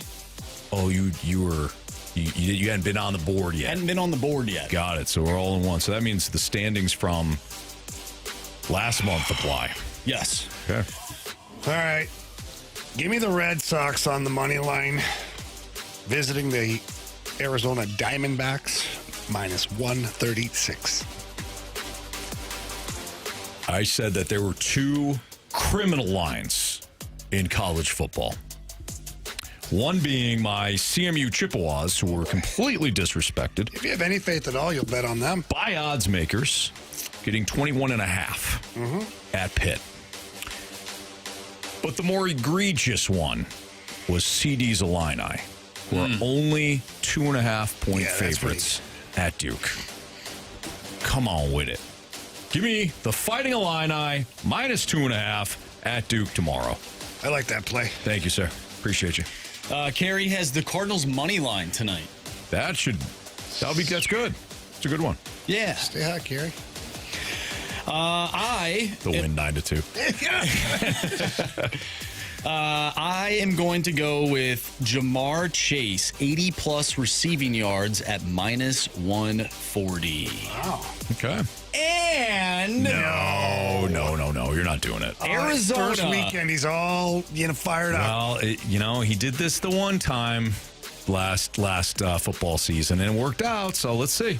So Chase 80-plus receiving yards, minus 140. Arizona Cardinals alternate spread, minus 4.5 at minus 144. Baker Mayfield over 13.5 rushing yards at minus 111. Michael Penix Jr. over 4.5 rushing yards.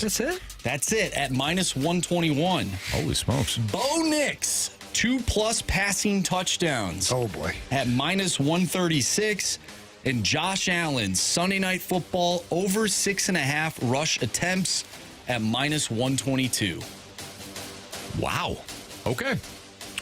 Marsh Look how excited he is right now. He loves it. He loves his card. Chase will have 3 touchdowns, 79 yards. It'll be over. I can't believe we didn't have a J.J. McCarthy wager. He can't. Well, that's on Monday. Yeah, he can't do it. That's true. Good point. Good point. It's not a bad strategy. Like I refuse to use my parlay before I know. I used it early one time. I always save it. Like that's the problem is that if you see, this is actually a good spot for Marshall because we're all tied. Well, not only that, he's got a whole month. But we're all tied. Even if it was middle of the month, we're all tied. Okay. What stinks is if you're behind early, like let's say he was down by 2, he goes for the parlay right now. He misses it. Now he's got to hope we have a cold streak in order to make up that ground. And then I have to hit. True. And then you have to make, he has to make sure he's getting it right. So it's bold for sure. But if this hits for him, like we're screwed. Yeah. And I told what I say in the office today. I said, my run's over. I said, you did. You said Marsh. And I said, this is Marshy's month. Yeah, you're right. You're right. I said, there's no way anybody's going to beat Marshy this month. No, you're right. Okay. All righty. This year's Blues and Brews is only a couple of weeks away. So coming up on Friday, September 19th at Anheuser-Busch Brewery, you can get fired up for the blues season at this outdoor street party. It features live music from Grammy-nominated trio of the band Carey, plus appearances by blues players and alumni, food trucks, on-stage festivities hosted by 101 ESPN's Chris Kerber and Joey Vitale, and more.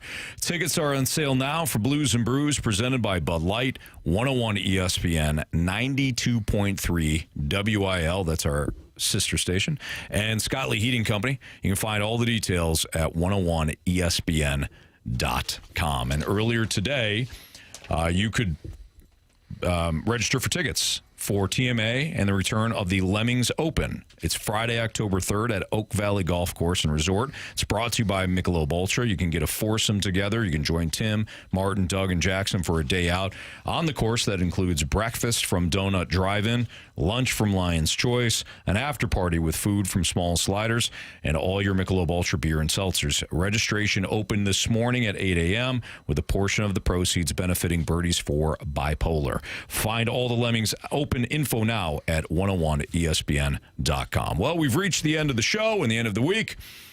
Time to wrap things up with what we learned, maybe some criticisms and some compliments, and 3 stars of the day. That's all next in the Fast Lane on 101 ESPN.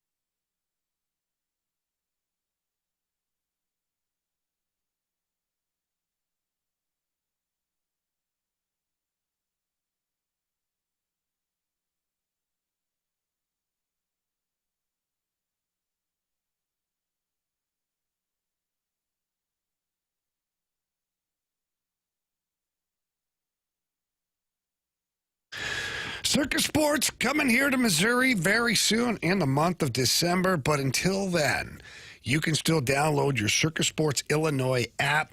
You can find it on the website, and you can also find it in any app store that's out there. And you download it. It's really easy to download, and it's very user-friendly. And we're talking about futures bets all the time. What better time than right now to get on your Circus Sports Illinois app and place that Super Bowl winner right now? That'll pay off big time for you. They've got tight money line splits, and they've always got the best odds of any app that is on the market. So that means that you can download all the other apps and compare the odds. Circus Sports is the number one app when it comes to the odds. That means bigger payouts, and they also have high betting limits as well. It's just a lot of fun. Just a lot of fun to use the world's largest sports book while in the palm of your hand. So please don't miss out on any of the action. NFL, MLB, NHL's right around the corner. Don't miss out on any of that. Make sure you download, and you can bet like a pro with your Circus Sports Illinois app today. And don't miss out on any of the excitement. Again, that's my friends over at Circus Sports. If you or someone you know may have a problem with gambling, call 1-800-GAMBLER or text ILGAMB to 833-234.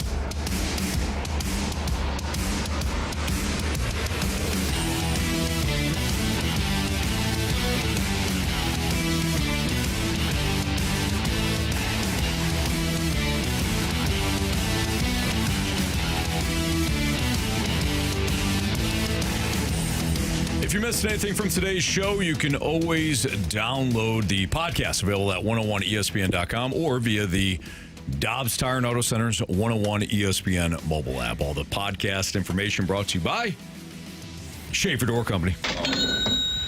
Time to find out what everybody learned today. Jamie, what did you learn? I learned that great minds think alike.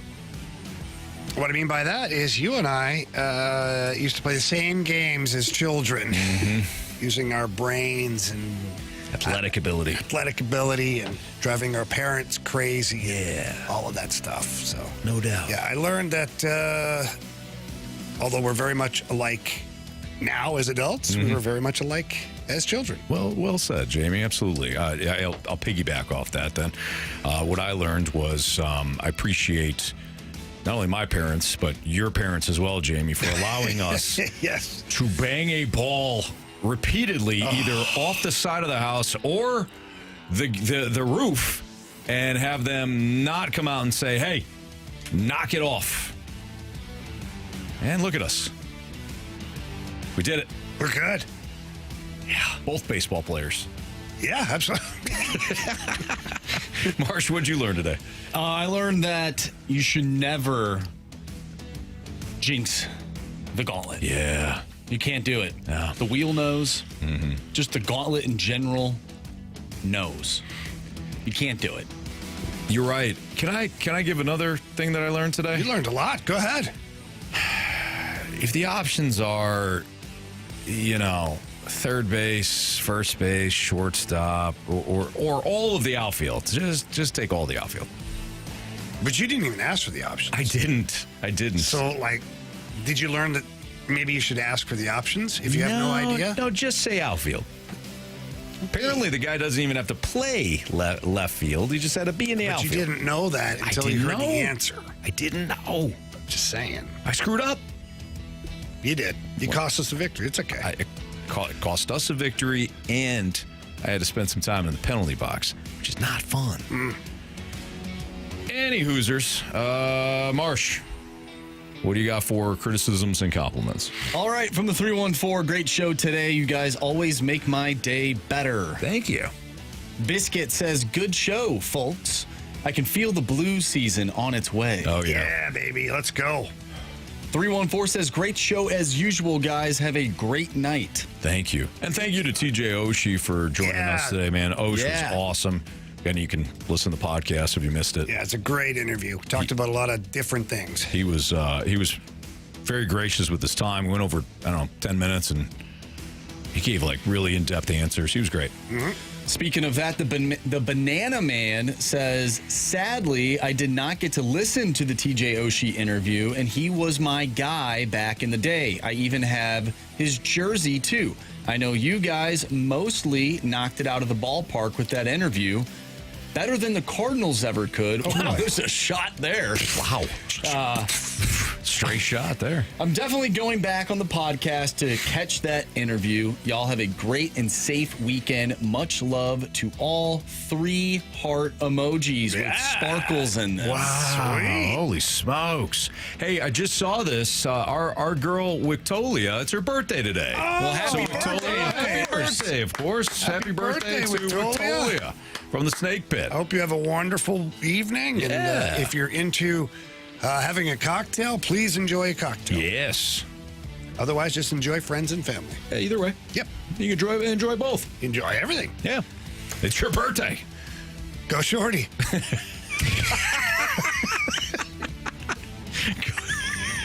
Go Shorty. It's your birthday. That got me. Justin, a.k.a. Jam, says no sports show ahead of the Fast Lane #1. Well, thank you. Boy, people are very kind, unless Marsha's just reading the kind ones. Either way. Let me see if I can find some mean ones. Oh, I'm sure there's plenty of them. Oh, they're there. They're not far. They're not hard to find. Why are you going to be mean?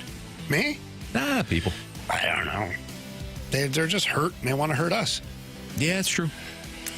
All right, from the 618. And this is Jeff. This is actually from Jeff, our Gauntlet contestant Jeff, today. what happened? He says, hey, a win is a win. Even though I was wrong, I still won. So have a good night, guys, and sweet dreams. Marsh, you're going to need them. Oh, a little smackola talk.